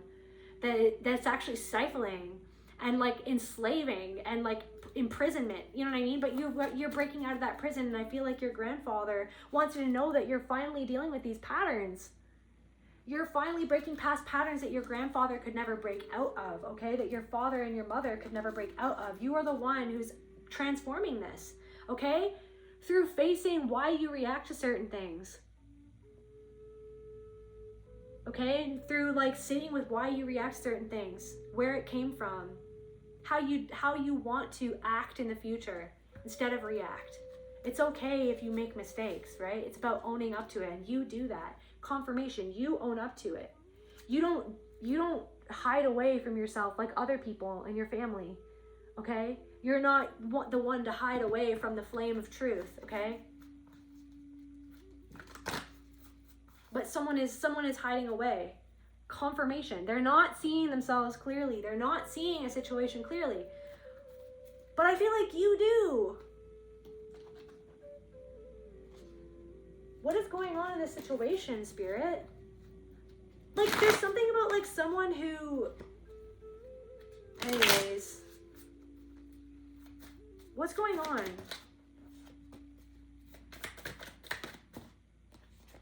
It's like something is not working out for someone because they're completely disconnected from their emotions. And they're completely, there's something about like someone with someone else.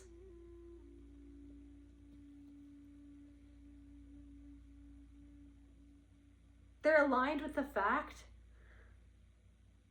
They're aligned with their own unhappiness. If that doesn't necessarily make sense, but like someone is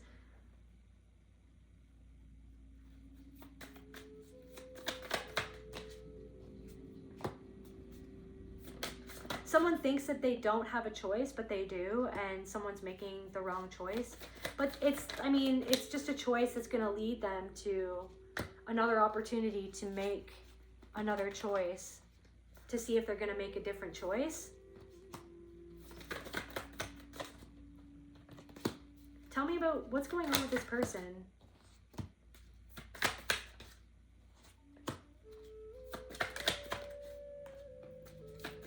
Spirit, help me get down to the bottom of this.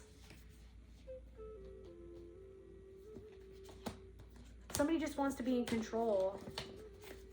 But something is being taken out of their control, and that's what really pisses them off. What's going on, Spirit? Can we get some...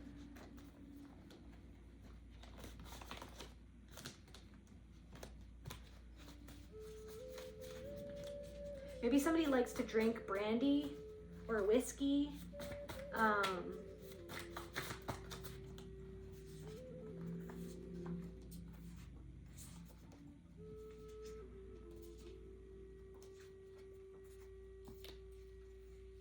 Something about a family secret.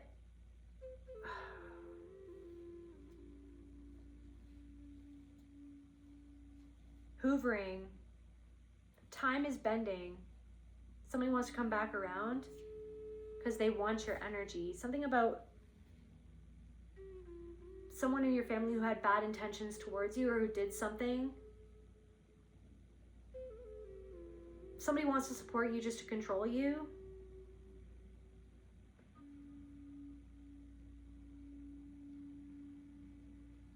Or they want to like control the narrative.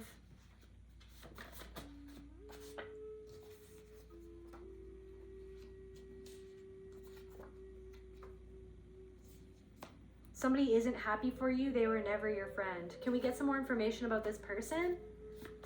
So yeah, someone sees how you've transformed and they're not happy for you because of what it reflects back to themselves about their void, their black void inside of their heart and soul. And so somebody who disrespected you feels guilty.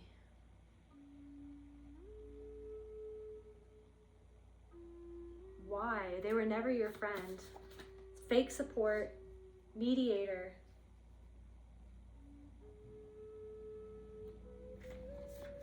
This person felt weird about how you kind of thought differently about life.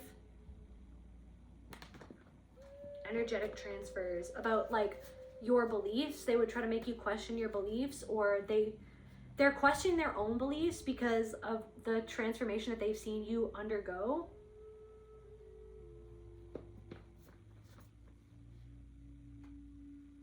They labeled your truth drama so they don't have to face it. So yeah, they labeled you walking away from them, or you seeing what they did as a red flag, or you, I don't know, you suspected something about a friend or someone in your life and you felt like that they were talking about you to someone else, and I feel like that's true. I feel like they feel guilty for talking behind your back when they could have come to you. I feel like you were the type of, you had a connection with someone where you were like, I'll come and talk to you about something if I've got an issue, but this person would talk to other people about you, which breached your trust and the connection that you thought that you had with this person. That could have made you feel very angry. I feel like this person feels guilty for bringing someone into something that they didn't have to bring someone into it. Or someone feels guilty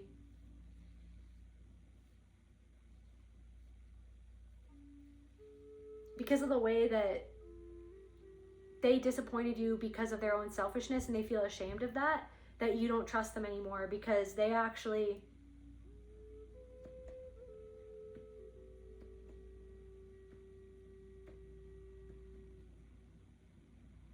there's something going on in this person's life where there's shit going down in someone's life, basically. There could be something coming up about this person's family secrets, or something about their family, or there's something about a choice that they made that they feel has completely stalled their life. And there's something about a lack of compassion that other people have for this person, or maybe they feel like devoid, like there's people, nobody in their life is as compassionate as you were towards them. I feel like that you were like this ocean of compassion for this person, and they're kind of having to sit with their own bad intentions towards you.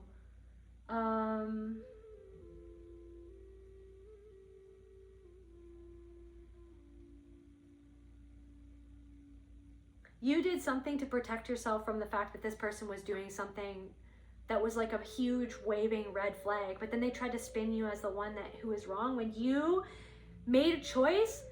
Because yes, out of survival, maybe you reacted, but the thing is that you had to walk away from someone because you saw the pattern, okay? And then they labeled you as insane or bad or crazy or over the top or dramatic because you just clocked the pattern for what it was.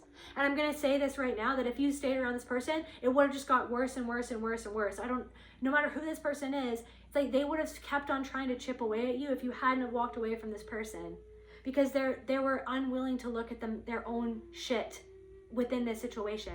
Deep down inside, they feel guilty. They feel guilty trying to bring someone into it and saying the things that they said to this person about you. Because I feel like this person that they talk to about you knows that this person isn't seeing something about themselves when it comes to you. Different messages for different people, but someone saw through this person's shit in why they were telling, like someone saw the red flag of this person and why they were saying what they were saying about you to this person.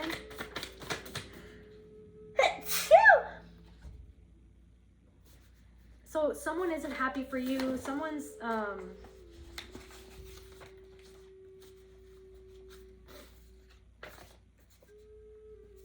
in a shame spiral. Someone wants you in a shame spiral. Someone wants you, or always wanted you, or always had you in a shame spiral.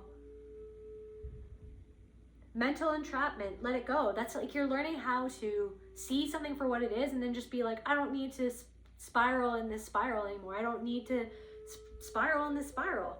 Fear. I don't need to spiral in this, right, this pessimistic fear.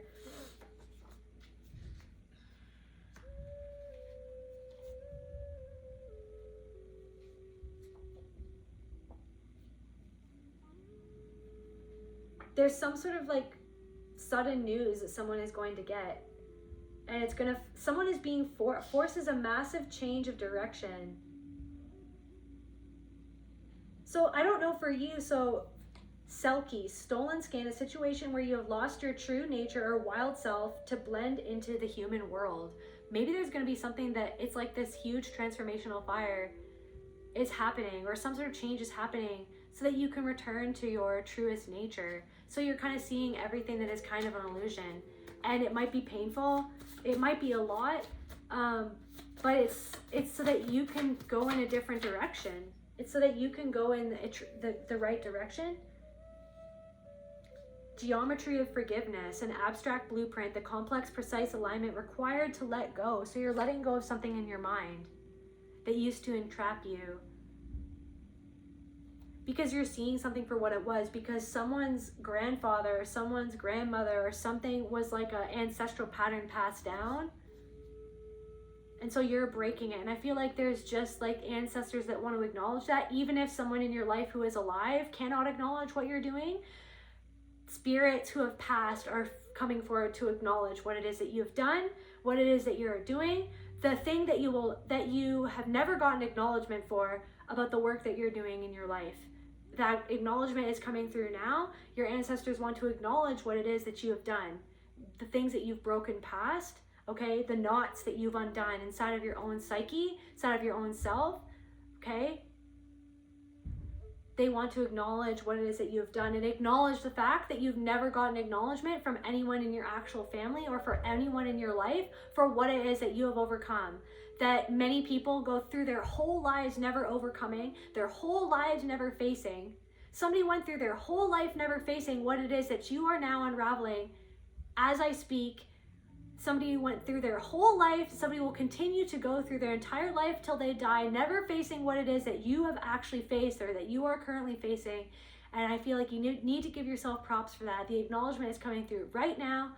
It's time to acknowledge to yourself what it is that you have done, okay, all the things that you've gone through, and acknowledge the person that you are now in the face of everything that you went through that have made other people, or that could have left you in a situation where you became someone that you didn't want to become.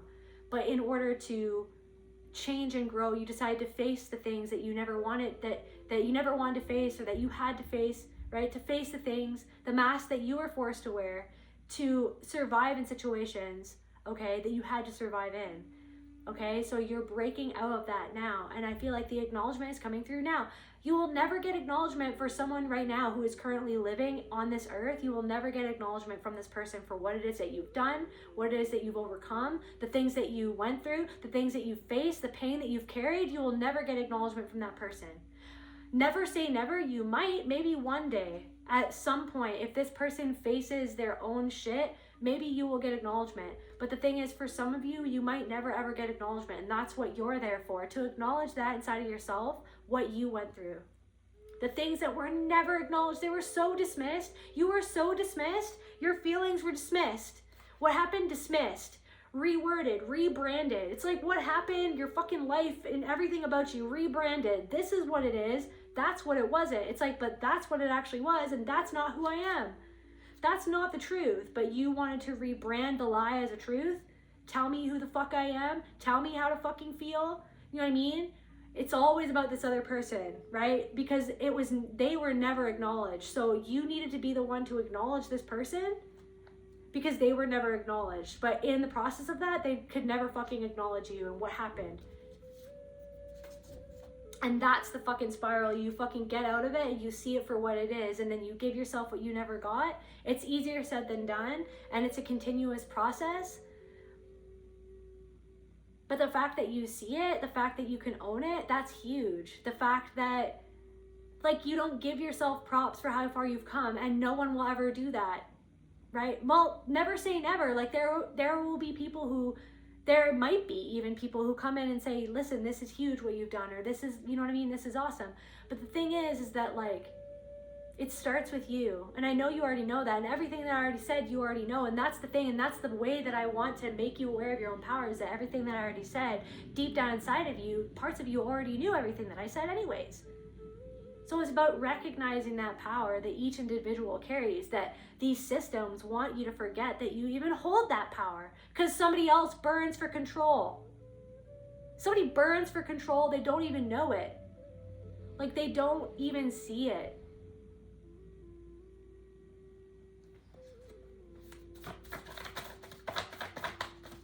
The cult docuseries Fascination with the Fallen, you watch what you could have joined. So I don't know, like a group of people that wanted you to join ranks with them, but they burned for control over you, and you felt like that they didn't have integrity in what they were doing. Like, I don't know if this was a work, like, so some people that you worked with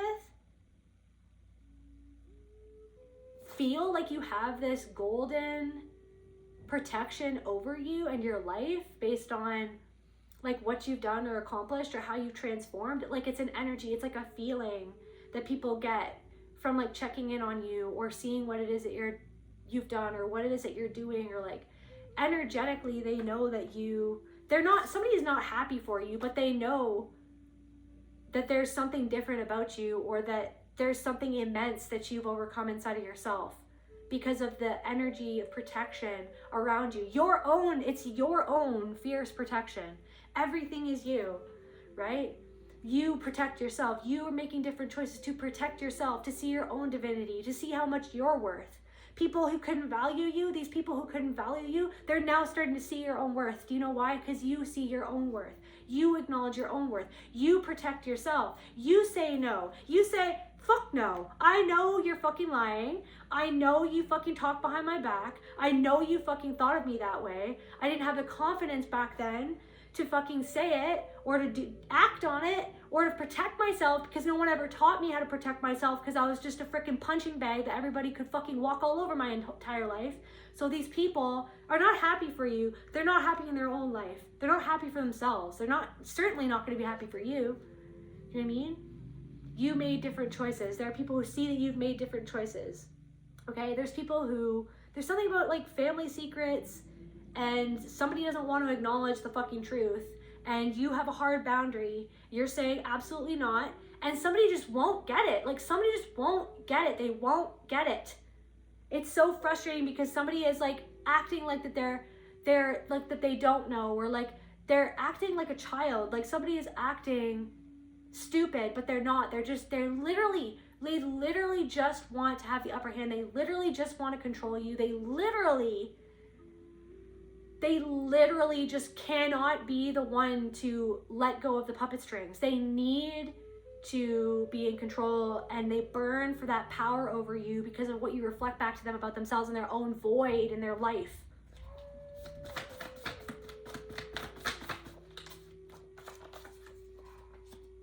Yeah, keep their hands clean. Are you serious? What was that song? Are you serious, Spirit? Keep their hands clean. Where's my freaking...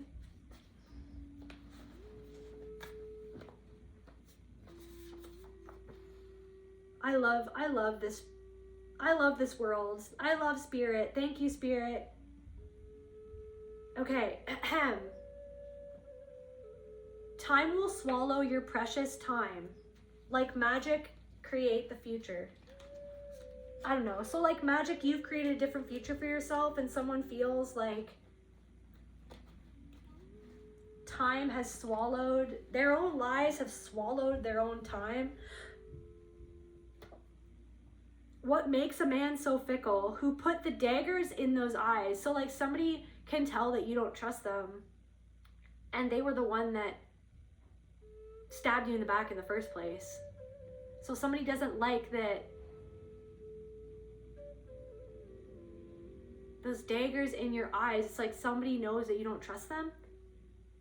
Was it to learn through dark days of struggle? Was it to burn, to burst all our bubbles? Thunder and rain. So someone whose bubble is being fucking bursted right now by your flame. Like your truth, just you as a person is bursting someone's fucking bubble.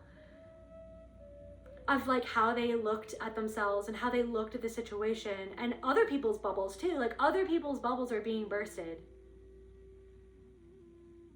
Someone's bubble was burst by the look that you gave them because you weren't bullshitting them, because you saw through their bullshit.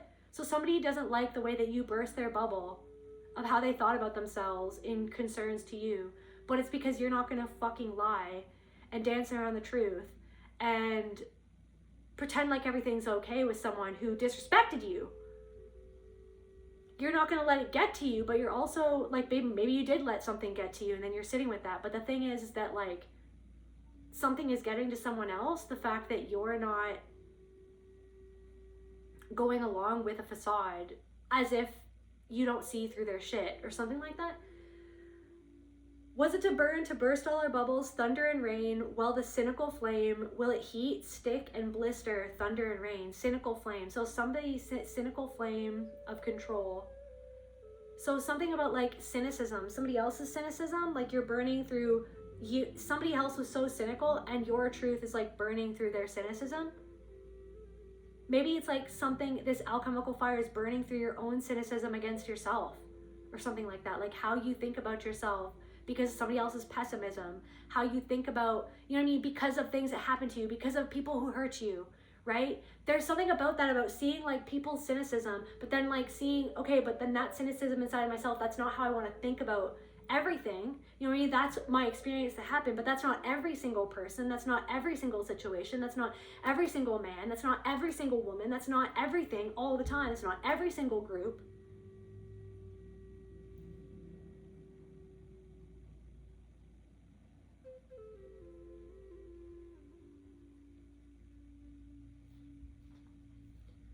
Evangelistic brothers should be banging a tambourine. Go wash your hands and fingers till your mind is clean. Keep their hands clean. Go wash your hands and fingers till your mind is clean. So clearing. Rain on your parade. Thunder and rain. Well, the cynical flame, will it heat, stick, and blister? Thunder and rain. Rain on your parade. So somebody who rained on your parade wants to act like that they didn't do that, or something about like people raining on your parade but then you proving those people wrong. And these things I find in the back of my mind where time lasts forever, I get all mixed up and think I'm all mankind. I think that I'm all mankind. I think that I'm like everything that's wrong with the world or something like that. It's like,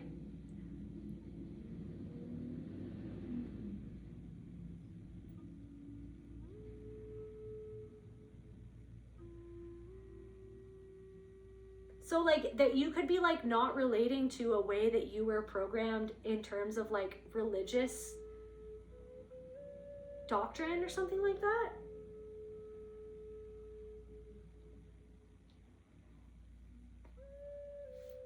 Clarify, keep their hands clean, Spirit. Balance, stretch. So you've balanced out and you're growing in ways that they didn't expect, and they're like, I didn't do that. Or like,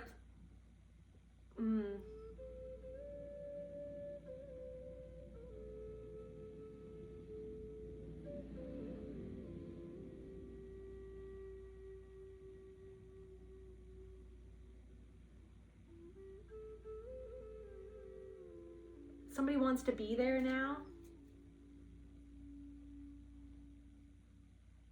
What is going on? I don't understand.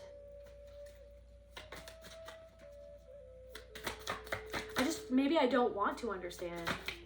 Maybe there's a part of me that doesn't want to. Maybe somebody didn't want to understand what you were reflecting back to them about their...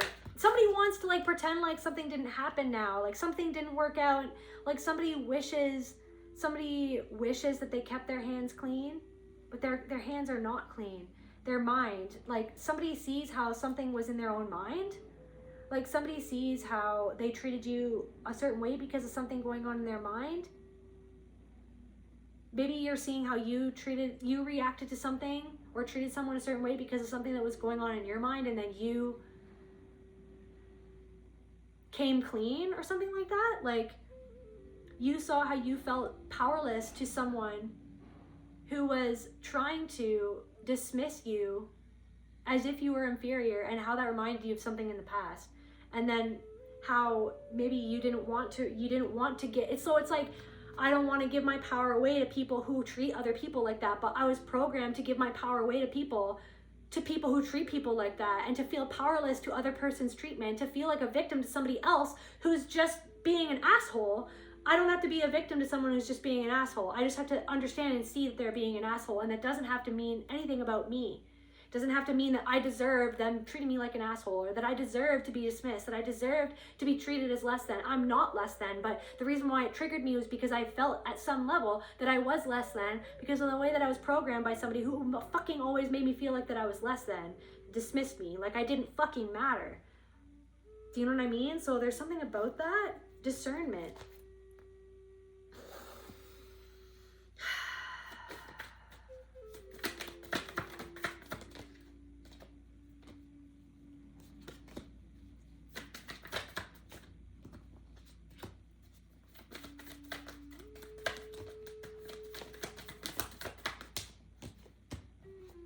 Someone wants to put the fire out, but they're not getting the support that they need to do it.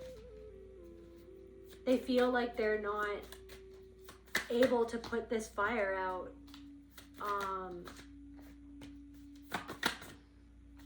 Because they're not willing to see where something comes from in the past, and how they're not being authentic. And somebody's breaking their own heart.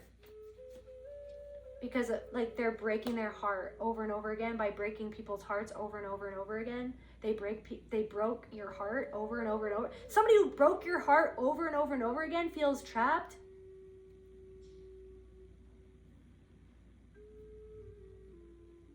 Somebody wishes that they could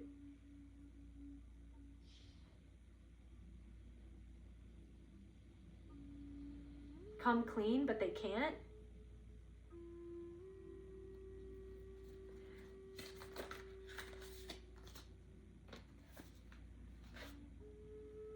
They want to take action, but they feel like that they can't.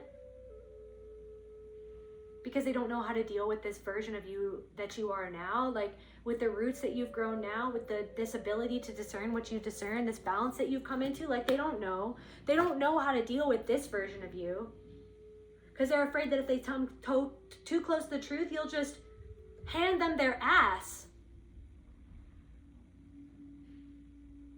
Somebody wants to be absolved of their guilt. What's going on with this person?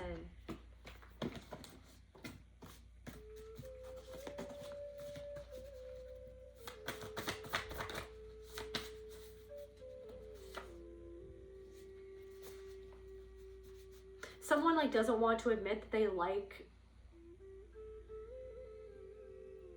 your energy. Like somebody loves your vibe, but they also hate it at the same time or something.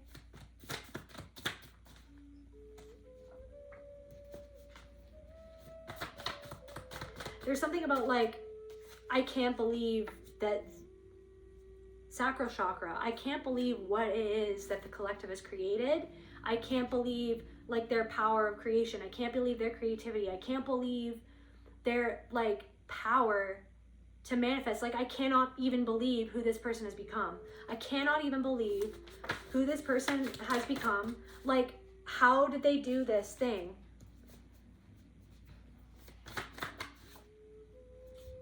The apple of knowledge, banned wisdom. Like, listen what I'm saying. So you neutralize so somebody cannot believe what it is that you've done, what it is that you've created, how you've come into balance, the way that how you discern and the way that you discern, the things that you've taken action on, absence in reverse. There's something about this light that's back in your eye. That's the fire in you, this fire that never went out. Like, you know what I mean? They tried to put it out, okay? They tried to put this fire out, but it just got brighter and brighter and larger and larger.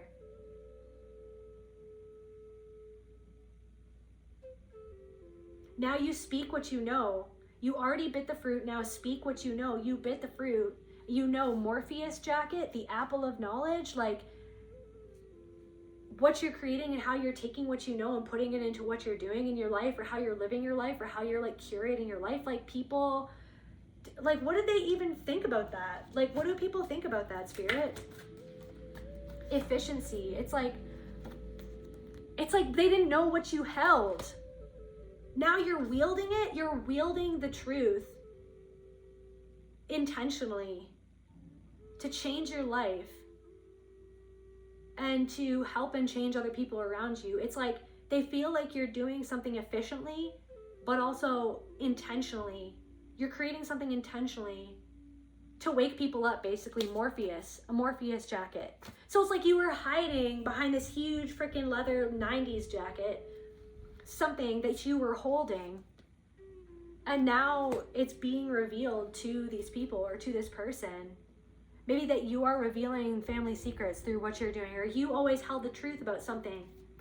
You hold the truth inside of you, but you found it, you activated it. And that's what they're trying to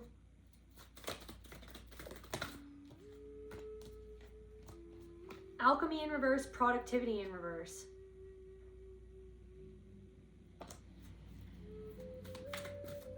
Maybe it's like, maybe you haven't been as productive as how you've wanted to be lately, because there's literally something that you need to integrate and alchemize inside of yourself. You've been working on what you've been needing to work on.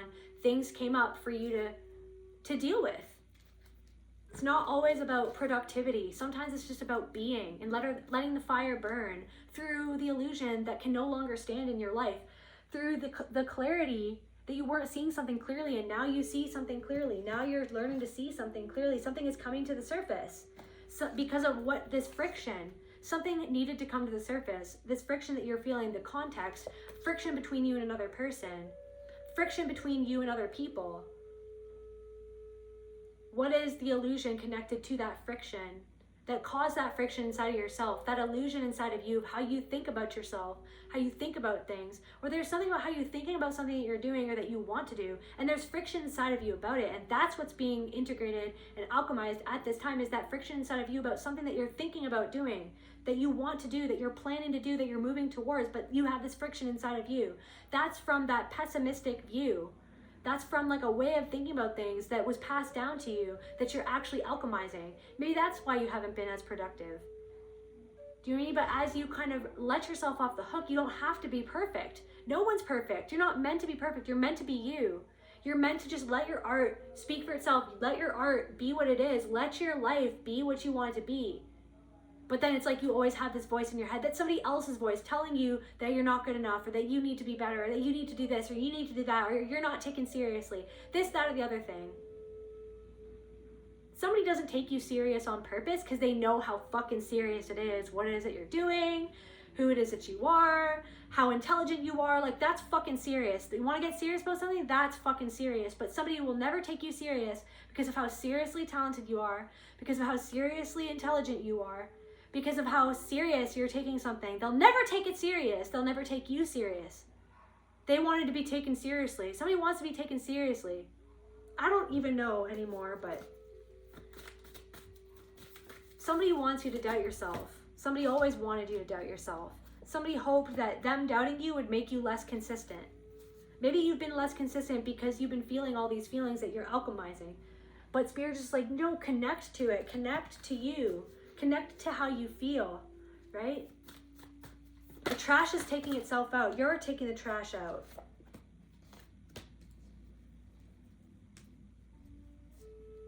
I don't know. There's somebody who is fragmented that you feel like you want to be able to depend on, but you feel like you can't. And there's a shift happening with this person. There's a revolution happening between you and this person, and also just like in their own life. There's something that's shifting in their own life. And I feel like you actually secretly want space from this person because you're not seeing something as clearly as you see something clearly, but maybe you don't want to see it for what it is. Brilliance. Maybe you don't see your own brilliance as clearly. Potential in reverse and friction in reverse. I feel like you're experiencing friction because of your potential. And people feel friction towards you because of your potential. If you didn't have potential, maybe you wouldn't have that much friction. It's almost like the friction is a part of your potential. So what I'm trying to say is that everything that's happening here is a part of what you're meant to do and what you're meant to be. It's like, you know what I mean? Facing that struggle makes you stronger. It's made you stronger. It's making you stronger.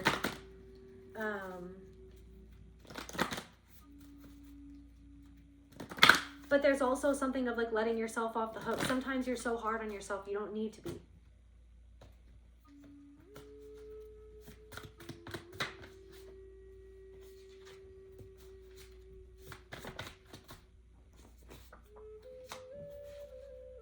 Yeah, they labeled you as incompetent, and now they know that they were wrong. They never truly liked you as a person, but it's because what you reflected back to them about themselves that they didn't like. Because I feel like you saw through people's bullshit. It's not that nobody's perfect, right? You know what I mean? But there is something about a group of people that labeled you as incompetent, and now they know that they were wrong.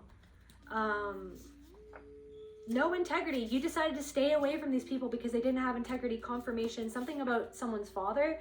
No integrity. Stay away. You're stable. Someone's father labeled you. Maybe even someone's grandfather labeled you as incompetent. And now they know that they were wrong. Like someone's parent knows that. Like it's like is seeing you. I'm getting like Hamlet or something. It's like the things that they said to you. They whispered these lies to you about yourself and about your potential. And you're breaking past those things.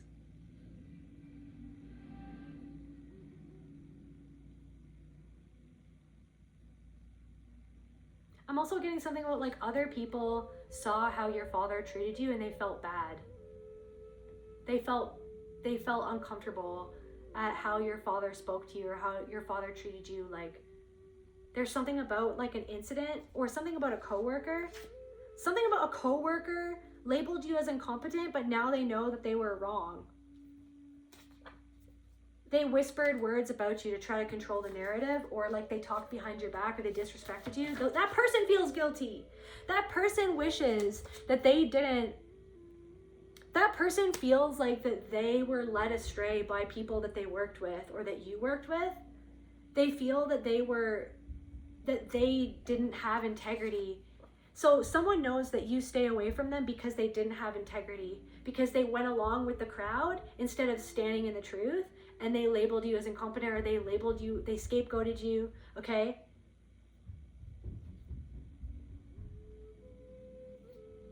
Somebody didn't ever really, like, they reluctantly liked you, but then the part of them didn't like you because of the potential that they saw in you.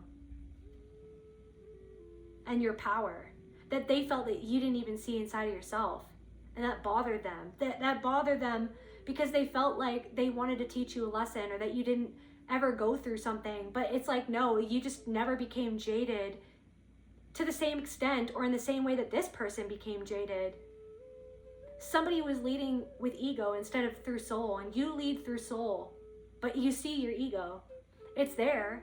And you don't like it sometimes, and you fucking face it. But that's the thing. You lead through soul, someone leads through something else. Or someone was led astray by something else. And they feel like that you were led by your soul to somewhere else. And so they're seeing where you are, and they feel guilty because they know now that they were wrong, or that they didn't see you in the light that you deserved to be seen by because of their own shit, and they feel like a void. They feel disconnected from something inside of themselves, and they feel stagnant. They don't like their choices, okay? And they don't like that they didn't have compassion for you. This person doesn't feel like that they're very productive, and they're not, because they're not doing the inner work that needs to be done. And then so you're just like, in knowing all this, you're like, okay, anyways, cool. So what do I need to do for me? Back to me, you know what I mean? Back to what I can control, back to what I can see inside of myself. I don't want to focus on everybody else. It's good to know what's going on, but it's all in the hopes of like figuring out what's going on inside of me so that I can alchemize what I need to alchemize to live what I want to live, like the life that I want to live. You're living a different life than someone else, and someone can't believe it. Someone doesn't like that you saw through the fact that they never actually truly liked you as a person, that they just wanted to use you for what they could get. And then they felt weird when you decided to stay away from them because you recognized that they didn't have any integrity. And that person feels guilty because they know that you know that they did things that were a red flag with other people who were a fucking red, like somebody is like friends with someone who's a fucking red flag, and that person could maybe finally, I feel like someone's angry at themselves because they're like, I did go along with someone who's a waving red flag. I made an alliance with someone who was in the wrong, or who did something or very wrong or disrespectful, or someone doesn't even trust the person that they went up against you with. Somebody doesn't even like or trust that person. They've been disappointed by that person. They don't trust that person. They're angry at that person. That person has disrespected them. They feel like that person's disrespectful. So lo and behold, someone's realized something about themselves by this person and the type of caliber of person in their life that they let in. They're like, they're regretting it. And then they see how you've come into balance because of your discernment of discerning the thing that they didn't want to discern inside of themselves in their life and the other person that they aligned with. Like, they understand that you discern the pattern for what it was, and they resent it. Like, they wish that you didn't see what you saw in them. Somebody that you worked with, or somebody that you decided to stay away from, is being handled by someone who thinks that their shit don't stink. Like, this is what I'm saying. It's like, anyways, untapped potential. Someone feels like that someone is watching you tap into your potential, and they feel like or there's something about your own untapped potential, and there's a part of you, there's a voice in your head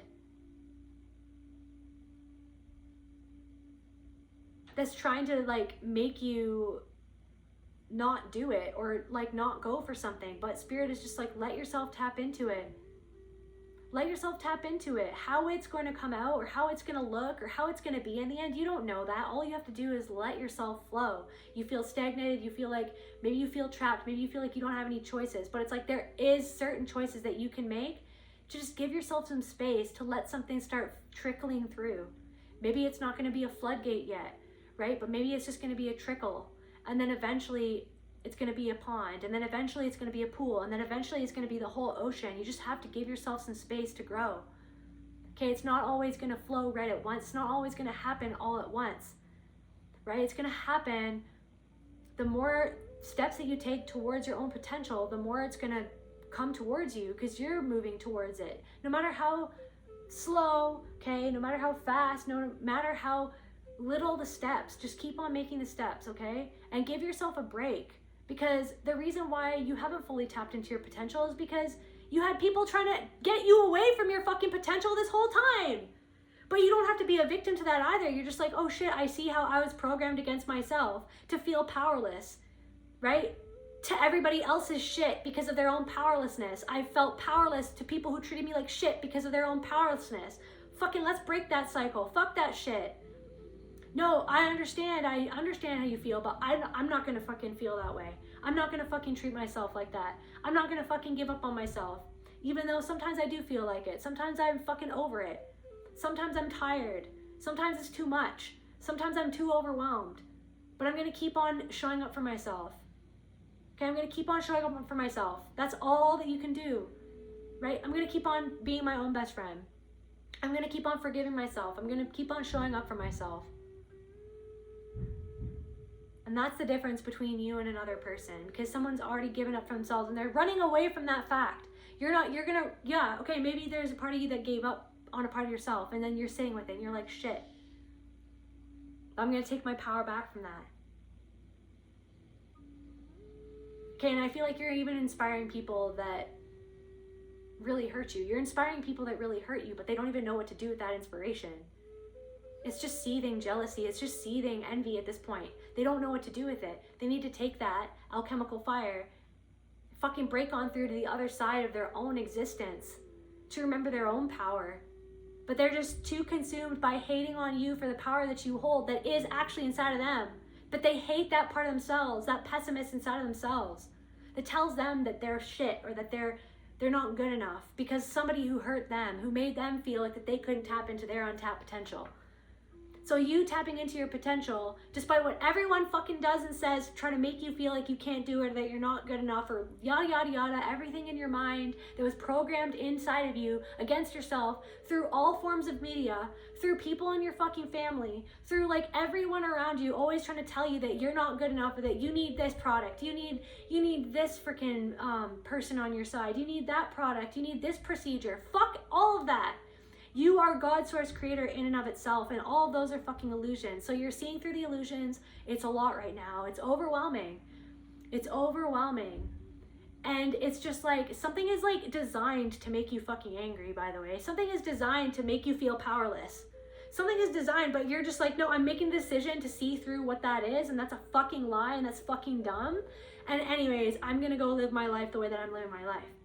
But I don't need to put my anger into this right now. Like, I don't need to put my anger. Let's put all of that freaking injustice energy back into what I need to do to create justice for myself. It's not about like spiritually bypassing and saying that you can't feel angry about something. No, that is fucked. But okay, wait a second. What's going on in here? What's going on inside of me? It's like something is like wanting to make you angry outside of yourself. Get angry about this. Get angry about that. Look what they're doing. Look how much power. You're so powerless. It's gaslighting you. It's trying to make you feel like you're so fucking powerless when you are the power in and of itself. Everything bombarding at you is trying to make you feel like you're not fucking powerful. Like you're not it. You are it. You are everything. You are the illusion too, but you don't have to choose to be that illusion. You don't have to choose to make the choice somebody else wants you to make.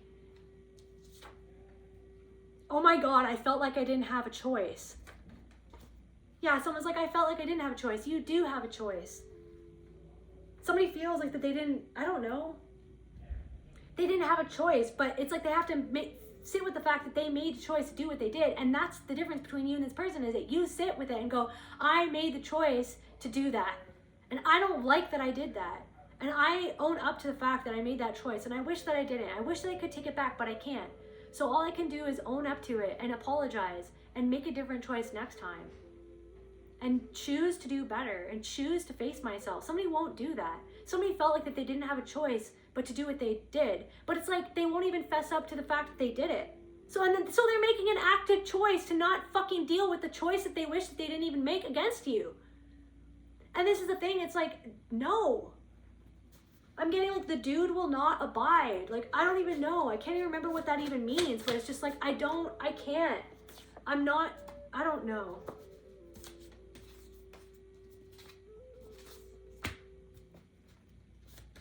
A vicious coworker hates that you, or somebody who is vicious towards you is watching you. A vicious coworker or somebody who you used to work with feels guilty. Or a vicious coworker, somebody who got a divorce or something about them getting a divorce. They treated your softness like a weakness. And so it's like they thought that you're like, they wanted to hurt you because of what you reflected back to them about themselves. Like they wanted to hurt you because they felt like you were naive or that you were stupid because you were kind, because they thought that you'd never been through anything because you were so kind. No, you were making the fucking choice to be kind. in a world that isn't kind. So, but then they made the choice to take that as if you're fucking dumb. No, you just choose to be a shitty person, to fucking whatever. Do you know what I mean? You made a choice to be kind. And that's not an easy choice, to be kind, right? In a world that isn't always kind. It's brave to be kind, right? In a world that can be so vicious. And again, this person, I don't know, flew away at the first fucking mention of accountability. They take flight at the first mention. Like, you could see something in their eyes. Somebody has like a Nirvana tattoo, somebody has like the smiley face with the X's tattoo on them. Somebody wanted to make you react and wanted you to go crazy. Somebody that you used to work with, this vicious coworker, wanted you to go crazy emotionally. They wanted to get to you because they couldn't handle to look at themselves at all. And they were so uncomfortable. It's like they wanted your emotionalness, but then there's also something about like something that they did to a friend in the past that had consequences that they wish that they could reverse. I don't know if somebody took their own life or something like that. It's like somebody wishes that they could like reverse something, or like of what they did or what they said, or like there's something about that, or something that somebody they tried to hypnotize you. Dynamic power. This person could have been a middle child.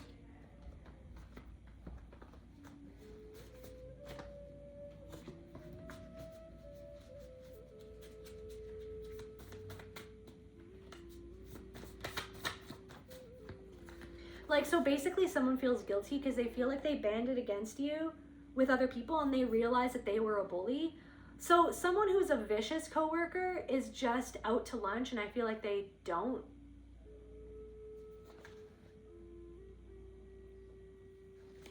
They'll never, like they're just wherever they are. But then there's a different coworker who felt like that they were led astray by that person, who actually feels guilty that they disrespected you the way that they did and that they fell in line to what somebody who was actually a bully wanted.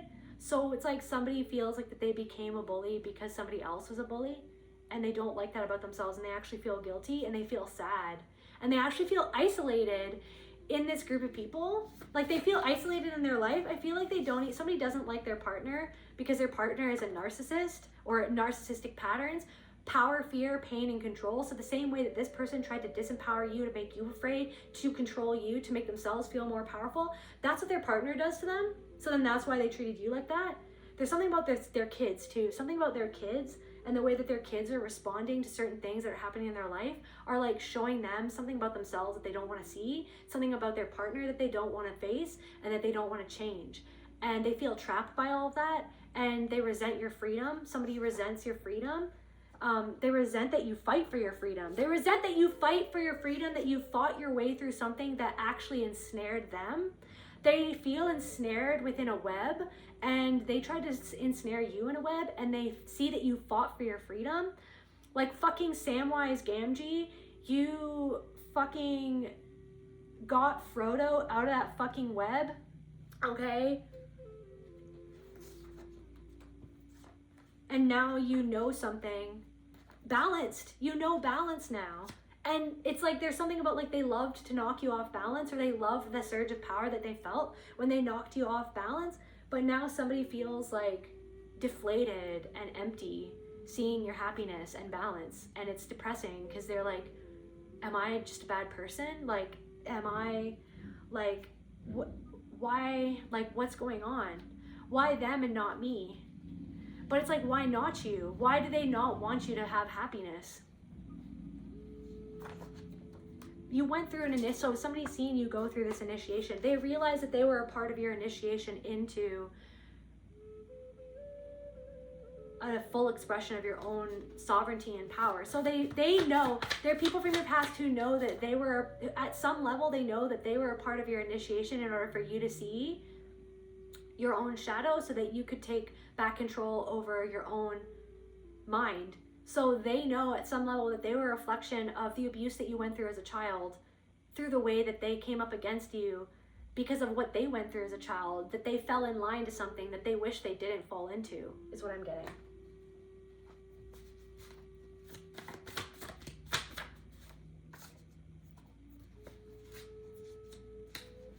The power to keep a job. They see that you kept a job or that you created a job for yourself. The power to maintain your career. Somebody thought that you were just going to collapse under the weight of their deception and their narrative that they spun. Somebody feels guilty because you overcame everything that you needed to overcome because of them, like whatever they did, and you made a career out of that, or you kept your career despite what they did. Like you fought for the truth, you fought for yourself. You didn't just fucking give up. This person feels like that they gave up on something, or they gave up on the truth. Somebody knows, they feel guilty, they know that you stay away from them because they don't have integrity. Yeah, the cursed ring, attachment with a price. You keep what you won't release and it keeps you. So they feel kept by something. They're loyal to something. They're loyal to something. Someone's Peruvian.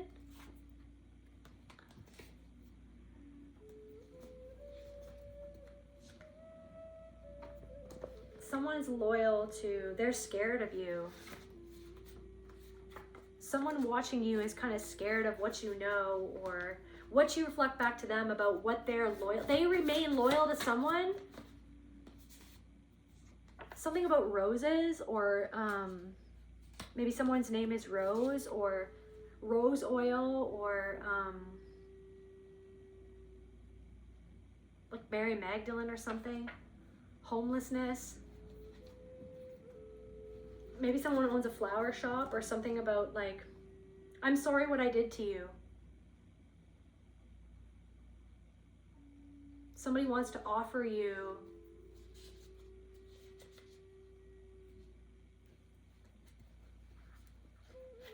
it's like the time has run out, or someone feels like, don't let the sun go down on me, time is running out. Don't let the sun go down on this rose, the Beauty and the Beast. I'm sorry what I did to you.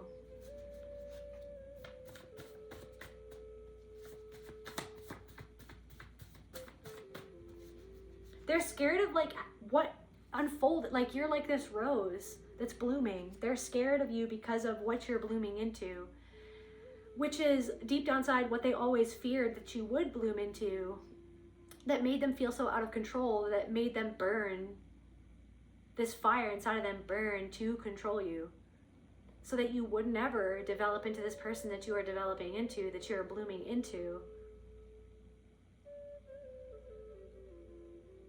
Someone knows that it's the end of that. It's the end of that story, because they're never going to be able to treat you the way that they treated you ever again, because now you know the truth. You see them for who they are. You see the patterns for what it is. Someone feels ashamed because you saw the patterns of what they participate in and how they treat other people, or how they treat themselves, or how they treat their kids, or how they treat their partner. Like it's you came into their life and you illuminated all of it, and they treated you that a certain way because of what you illuminated to them about themselves, with you just being aware of it. You brought light to something inside of someone's life that made them feel ashamed of like their own choices or how they are, and in them treating you a certain way because of what you saw. That pain that you felt in them ostracizing you was what forced you to go inward to face things that happened to you, of how you were always ostracized by your family system, how you were always ostracized by people in the past because of what you held, this flower that hadn't yet bloomed, right? This power that you held. And so it forced you to face things inside of yourself that stopped you from blooming. It forced you to face the programs inside of you that stopped your own self from blooming. So someone sees you blooming and sees that you've overcome something inside of your own mind, and it scares them. You scare them because you reflect back to them what they're so scared of inside of themselves, is their own shit inside of themselves that they're scared of. They're scared of how powerful they actually could be. They're scared of how powerful they actually are. They're scared of how accountable they actually are for certain things in their life. Like they're scared of taking accountability Because it's like, if I am that powerful, then what am I doing? Or something like that. Like, so something, it's like, and that's what you had to do. Like, if I am this powerful, then what do I need to change for me? Like, then something does come down to me. Not everything comes down to me. Not everything is under my control, but what is under my control that I need to take back power over inside of my own mind that has been made to feel that I don't have any control over when I actually do? Something like that. So if someone is just like, I don't know, they see you blooming, and someone is sorry for what they did. They see like you are, collective. You're spreading joy to the collective, or happiness, or healing. Someone is now like in your collective, and like they wish they could be a part of your community. They're sorry for what they did to you, and now they see where they went wrong or what they did. They have a hard time owning it, but deep down inside, they know what they did, and they're watching you. They did something because of like an imprint, a parental imprint, or something about that person. I don't know. Somebody smokes a lot of weed.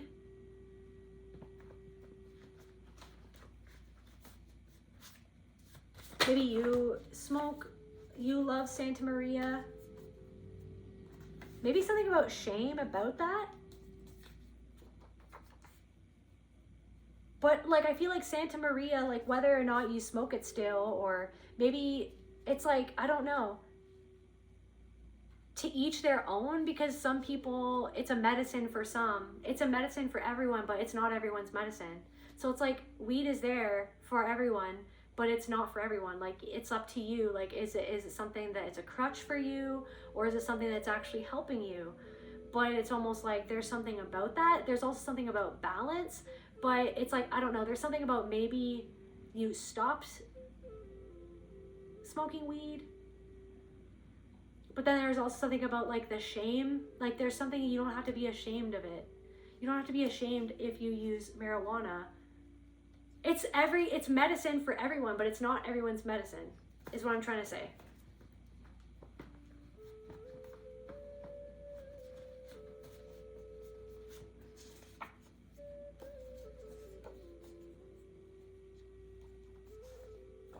Somebody who tried to mold your reality is reaping what they sowed.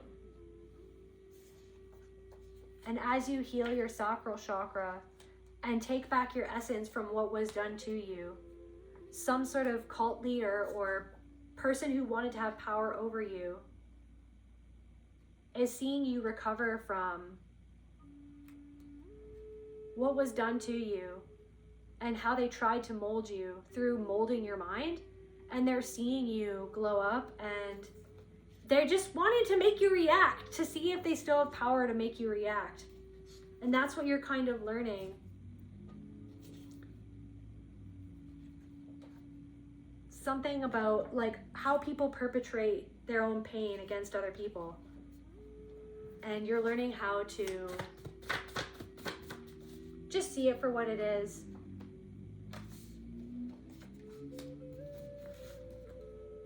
There's something about The Pit, like that show, and like someone's like, I don't know, someone's a social worker, or someone used to do social work, or someone is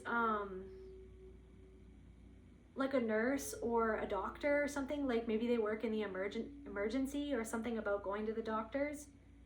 Something about someone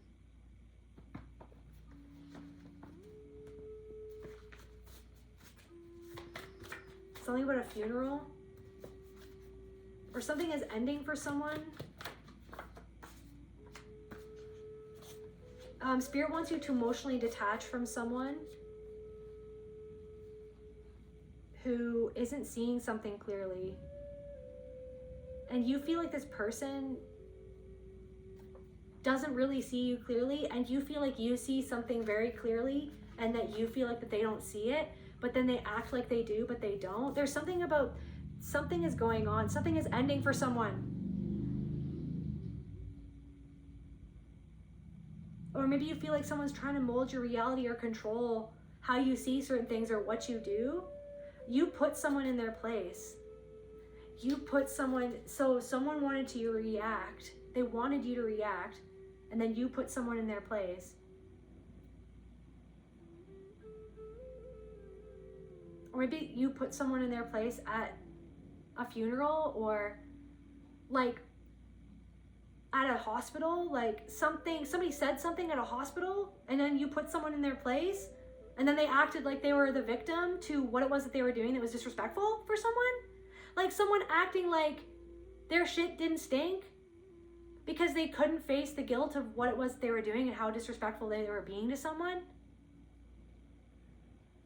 Or someone just wanted to control someone else, or it's like two people at odds and they're just exactly like one another. It's like two people and you're just like rolling your eyes because they're two people and they hate each other, but they're like the exact same, or something like that. Or it's like two people doing the exact inappropriate thing and then it's like a double standard. Or someone's not letting someone get away with a double standard.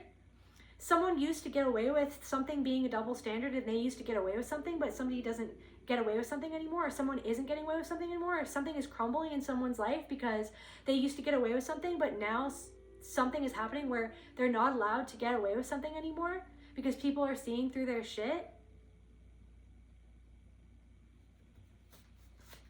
Or something about like bumping into someone at a funeral, or maybe you will be bumping into someone at a funeral.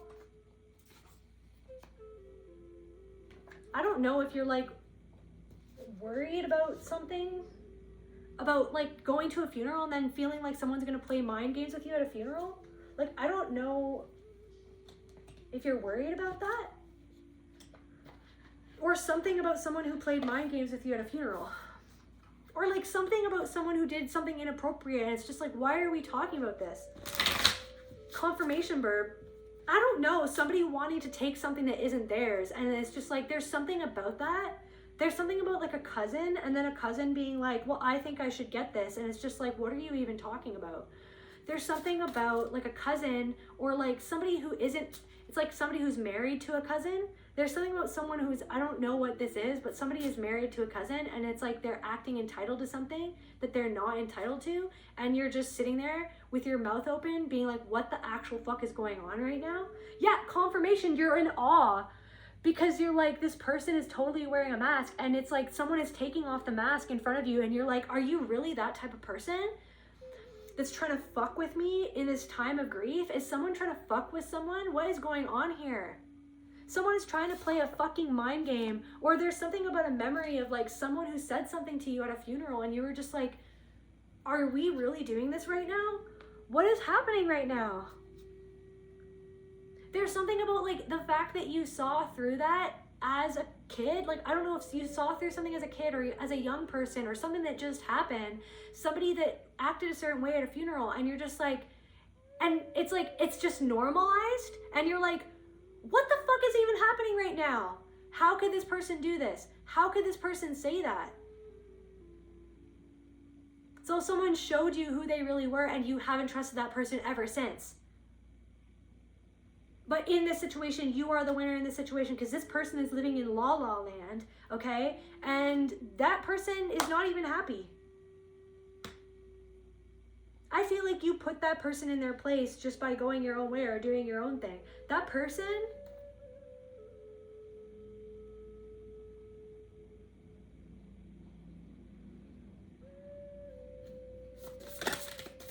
someone is out to lunch. Blind spot. Confirmation. What are they blind to?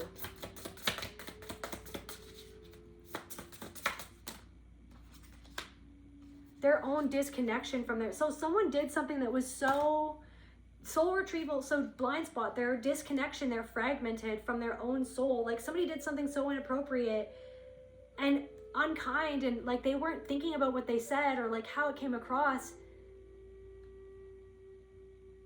Like, I don't know what this is, but like so fucked up what someone said to you at someone's funeral. Like, I don't even, like, it wasn't in love, and it wasn't. There's also something about like someone that you met that you never met before and then somebody made it about themselves, or like something about was reflected to you. Somebody that you met at a funeral, it's like they were reflecting back to you something about your own needs, or where your own needs were never met. and where their needs were never met. It's like somebody that you met at a funeral, I don't know if this is like extended family, reflected back to someone something about like their own role in the family system and how this person was let down. It was like a reflection of how a part of yourself was let down and how a part of you was never protected. But then like seeing something in someone else like really hit home to you about something inside of yourself and kind of really showed you like the tree branches of the like the extended family and how like shit pans out in other families that's similar to in your family and how it like is an ancestral thing in your bloodline.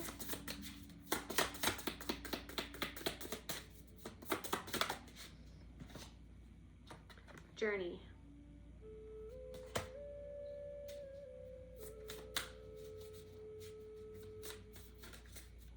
So someone is basically just it's like seeing you on your journey and then like trying to keep their head in the sand.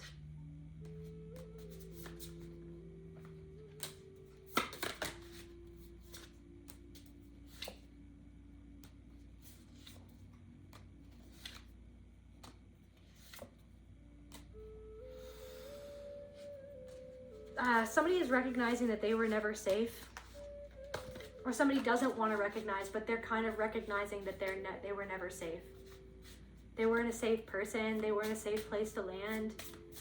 They didn't love you the way that you needed to be loved. But it's like it's forcing them to see where they weren't safe, and where they were their own persona, like that they weren't safe, like that but they acted like that they were. They're seeing how you've alchemized and how you've changed. Mother in reverse, power in reverse. Someone's mother feels powerless, or someone's mother couldn't mother you the way that you deserve to be mothered because of their own feelings of powerlessness. So there's something about you healing that, surrendering.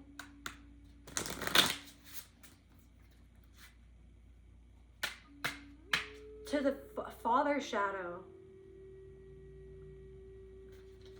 In your own, like, so surrendering to realizing that a way that you talk to yourself in your own mind is how a father talked to you, or how a grandfather talked to your mother, or how a grandfather talked to your father.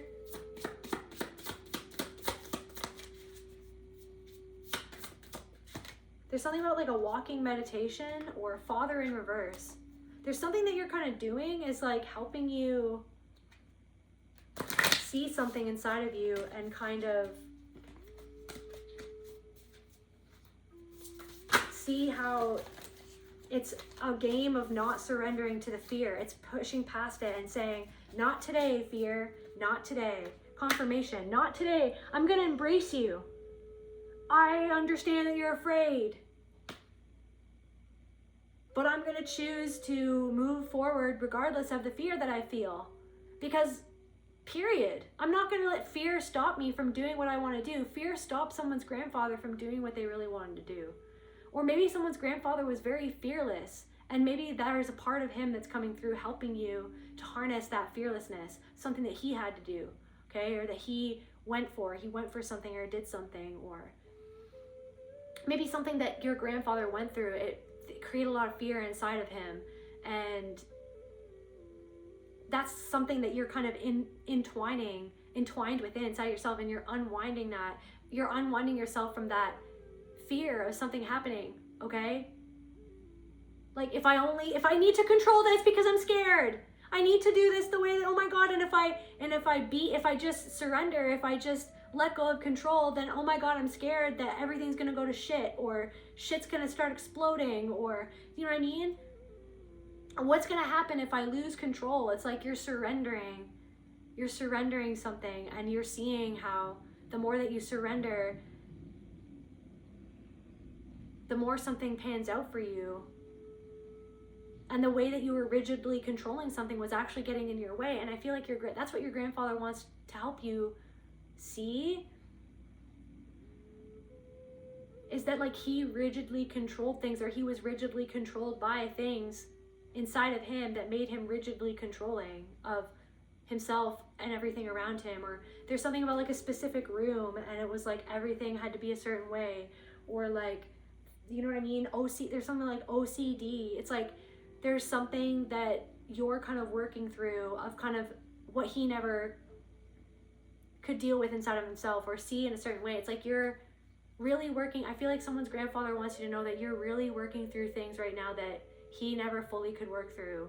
And he's proud of you, and he acknowledges and sees what it is that you're doing, even if no one else in your family acknowledges you or sees you. But I feel like deep down inside, there are people in your family that do acknowledge you and that do see you, and they don't know what to do with what they're seeing.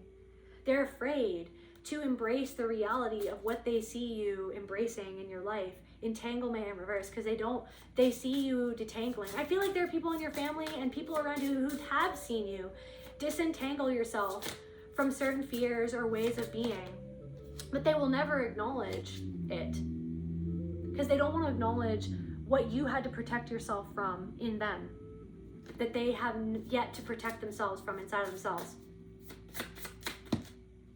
that they have not tended to inside of themselves. They see that you're blooming, but they have to face where they haven't tended to something inside of themselves, which is why they feel the way that they feel about you. And so your ancestors are like, listen, if you're feeling like you have to slow down, there's something that maybe needs tending to. Maybe it's something that you haven't been tending to. Right, there's that pool. It's trickling in. Something is trickling in, okay? But you're not trusting it. Something is trickling. Your ancestors want you to trust the fact that something is trickling in. It's not a deluge, okay? It's not going to just be like, okay, plop, there it is. For some people, maybe it is, but that's not always the way that it is. So it's like something is trickling in, and then you're still not trusting it, though. But what Spirit wants you to do, it's like trust the trickle, okay? It's trickling in. Eventually, it's going to be a little puddle, then a pond, then an ocean, okay? You're headed somewhere, but look at, like, you're like, where am I even going? Am I just going around in circles? And Spirit is like, okay, you're just where you're at right now, but eventually it's going to turn into a river that's going to move, okay? It's stagnant. You feel stagnant right now because something is stagnated so that you can tend to yourself, so that you can really just be there for yourself. The way that people weren't there for you. There's a way that you're not being there for yourself because of the way that other people weren't there for you. And Spirit is like, there's no calamity right now. I need you to trust that if you tend to your own garden, that things are going to bloom for you. Even though you have thoughts in your own mind and people freaking trampling around trying to tell you that shit's never going to grow. Okay, that's bullshit. But guess what? Bullshit is fertilizer. It's fertilizing, okay? All those naysayers, all those people, it's like if they freaking, you know what I mean? If they took all that energy talking shit about what you're doing, then they might have their own fucking flower. So just take all that shit and put it into what you're growing. People are seeing it grow. People are seeing this rose grow. Your ancestors, more than anything, are proud of you. Okay, especially a grandfather. I don't know if you weren't that connected to this grandfather. I feel like for some of you, there's a grandfather, maybe you felt like you didn't trust him, maybe because of how he acted for someone, because he got angry, or but that was a part of his like trying to control and his own PTSD. It's not an excuse, it's the understanding, it's confirmation, it's the recognition of his own patterns that maybe he couldn't recognize, and you recognize those patterns, and then you recognize those patterns inside of yourself. And through time, you've learned to create boundaries so that you don't go down the same path of not integrating what needs to be integrated, so that something would never grow. Like something never grew for someone in the way that they hoped, but something is growing for you. And this grandfather, this ancestor wants you to know that they're proud of you for how far you've come and for how much you've grown. And you're still growing. There's always going to be something else to integrate a little deeper on the spiral of life. Don't be so hard on yourself. Don't be so hard on yourself. Don't be so hard on yourself.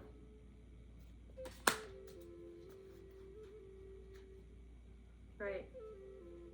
Maybe someone was really hard on you. You have to be there for yourself a little bit more. You have to nurture yourself. Nurture this rose. You know what it reminds me of, you guys? It reminds me of King of the Hill, where Bobby wants to be a part of this, like, he wants to grow flowers, and then I think Hank puts him in this rose competition. And then, like, Bobby tends this rose and it's really beautiful. And then, like, Hank gets really competitive. And then Bobby says something like, the rose is perfect. Like, it's like there's, like, the imperfection is what makes the rose perfect and beautiful. But then Hank is like, ruins it. I can't remember. Do you guys remember what I'm talking about? There's something about that episode where, like, there's a word for that too. See, and that's the pessimism. Hank Hill is a pessimist. Thank you, Spirit. And so Hank can't just be supportive and let Bobby grow the rose and be supportive. He had to, like, be so hard on him as if the rose needed to be perfect.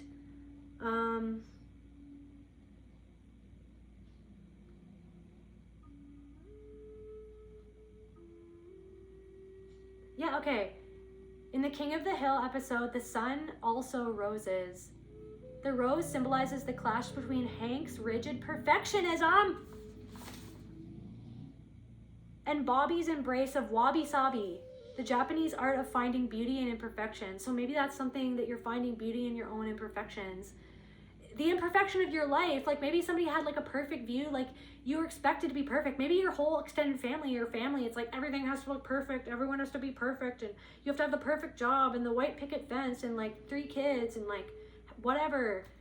I don't know. Somebody's like extended family or like your family, it's like, I don't know, or something about that, or maybe you wanted to get, I don't even know. But there's something about that. It's like seeing the beauty in your imperfect path, in your imperfect life, your imperfect experiences, in your own imperfect self, right? In the way that you kind of react to things. Some ways you're not a perfect person. I'm not a perfect person. So Hank's inability to accept flaws ultimately ruins the flower and costs them the contest, highlighting his struggle to accept Bobby as he is. So somebody could never accept you as you were, or you feel like somebody could never accept you, or maybe somebody's father or parent or your grandparent could never accept your mother or your father for who they were, and they couldn't unconditionally love or accept your parent. And then that was what was passed down to you, is that you weren't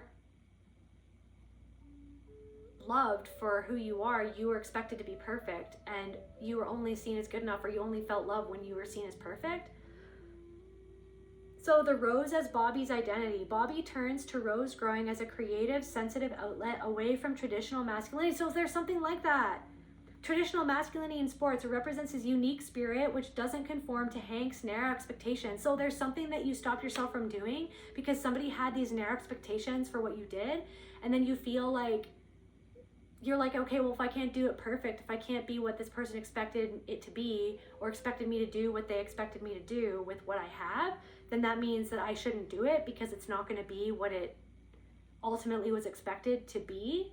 But Spirit wants you to just, so it's almost like your own narrow expectations that were created by somebody else's narrow expectations of your own self, and a gift that you have, or that it's like you're doing something, but it's not in the way that somebody felt like that you should do it. Oh my God. Bobby cherishes a struggling rose that bloomed despite adversity. That's you.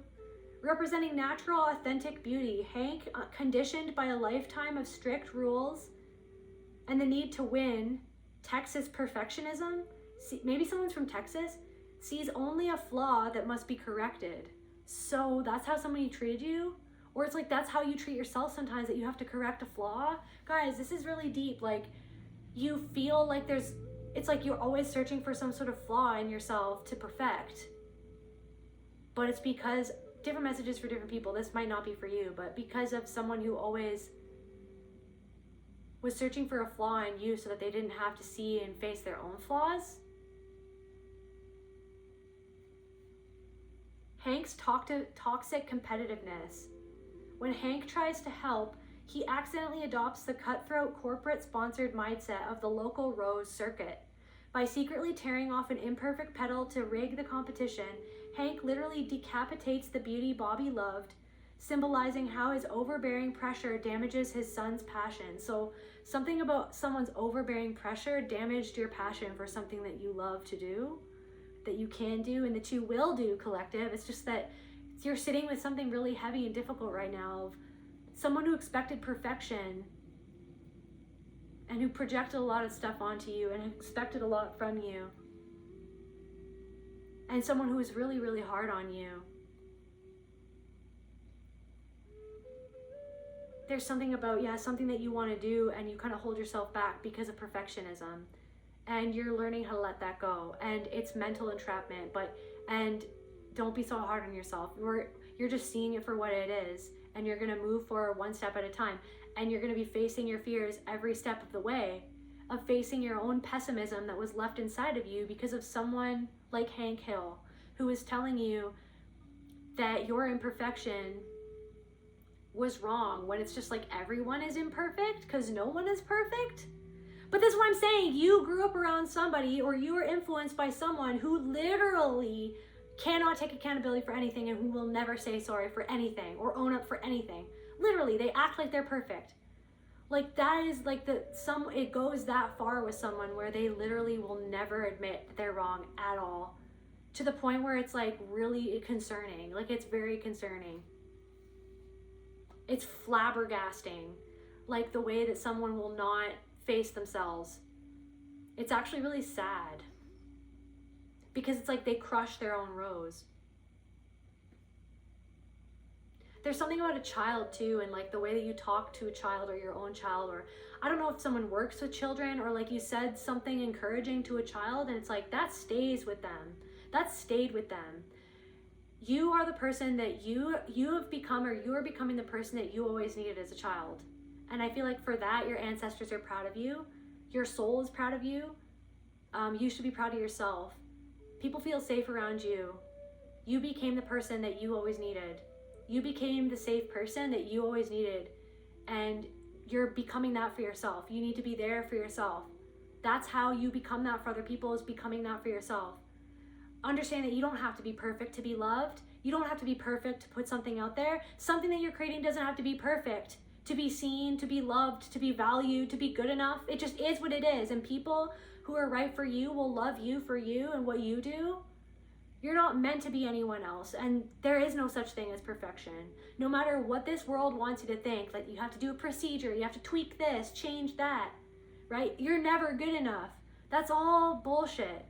Right? You're letting go of the mental entrapment. I know you already know this too. Somebody else needs, I know you already know this. It's just like sometimes I feel like it's like someone feels like that they're caught in a whirlpool and they just need some time. There's something about that. It's like giving yourself the time. Letting yourself off the hook. Just give yourself the time. You're your own worst critic.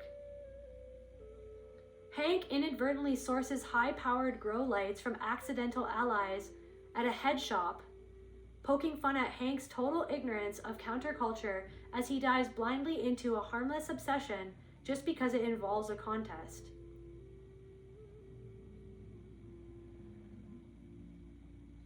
I don't know. So someone's parent was really competitive because of their own insecurities, and it was about winning, and Spirit says like, Spirit just wants you to understand that there's unlimited possibilities for how something's going to take off, or for how something might look, or for what success would mean to you. There's unlimited possibilities for you to do what you've always wanted to do, no matter how old you are, no matter where you are at in your life.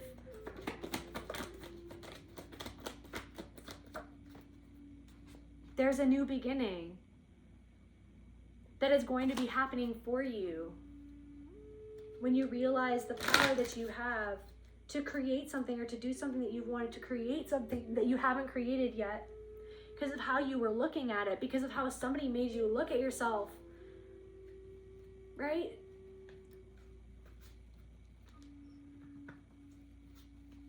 You're not going to let this person win. And it's not even about winning. Some changes are going to be made because you're not going to let that voice in your head, that pessimist, win. Right, you're letting go of the pessimist. You're letting go of Mr. Pessimist. In your own head, yeah, you're growing and healing. You're letting go of Mr. Pessimist. It's okay to acknowledge that that's there, right? It's always going to be there. It's just like, yep, I acknowledge you, but I'm moving past that. I'm not going to listen to the fear, right?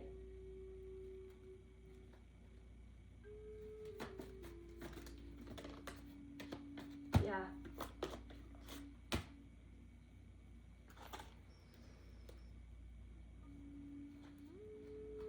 Anything about these people, like watching the collective just before I go? This is a long reading. Anything about these people? They're just kind of seeing how their choices led to something that they never wanted.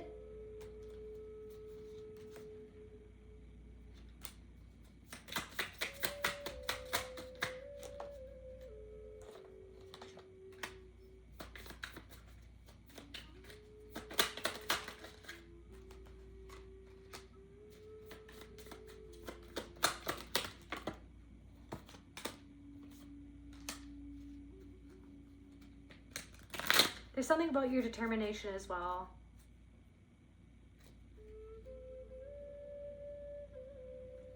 And it's like the more that they try to manipulate things, the more that they ruin something for themselves.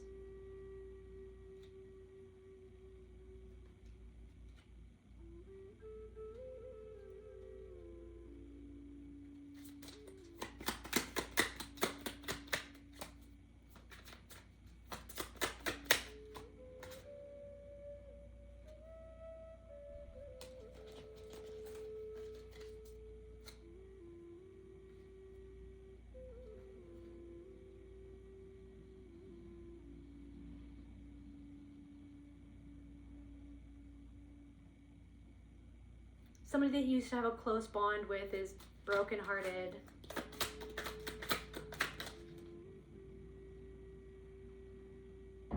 Like, to see you in your strength and in your power and your confidence.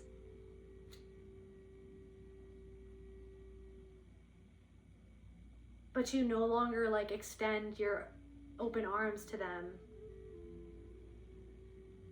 You're like, you've got your fighting gloves on.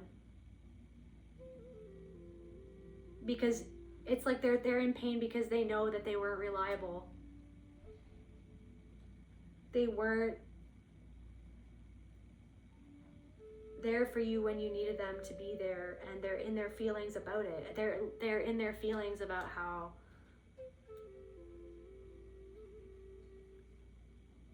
your boundaries indicate how much they hurt you. That's where I feel called to end this reading. I love you guys, and I'll see you at the next video. Bye.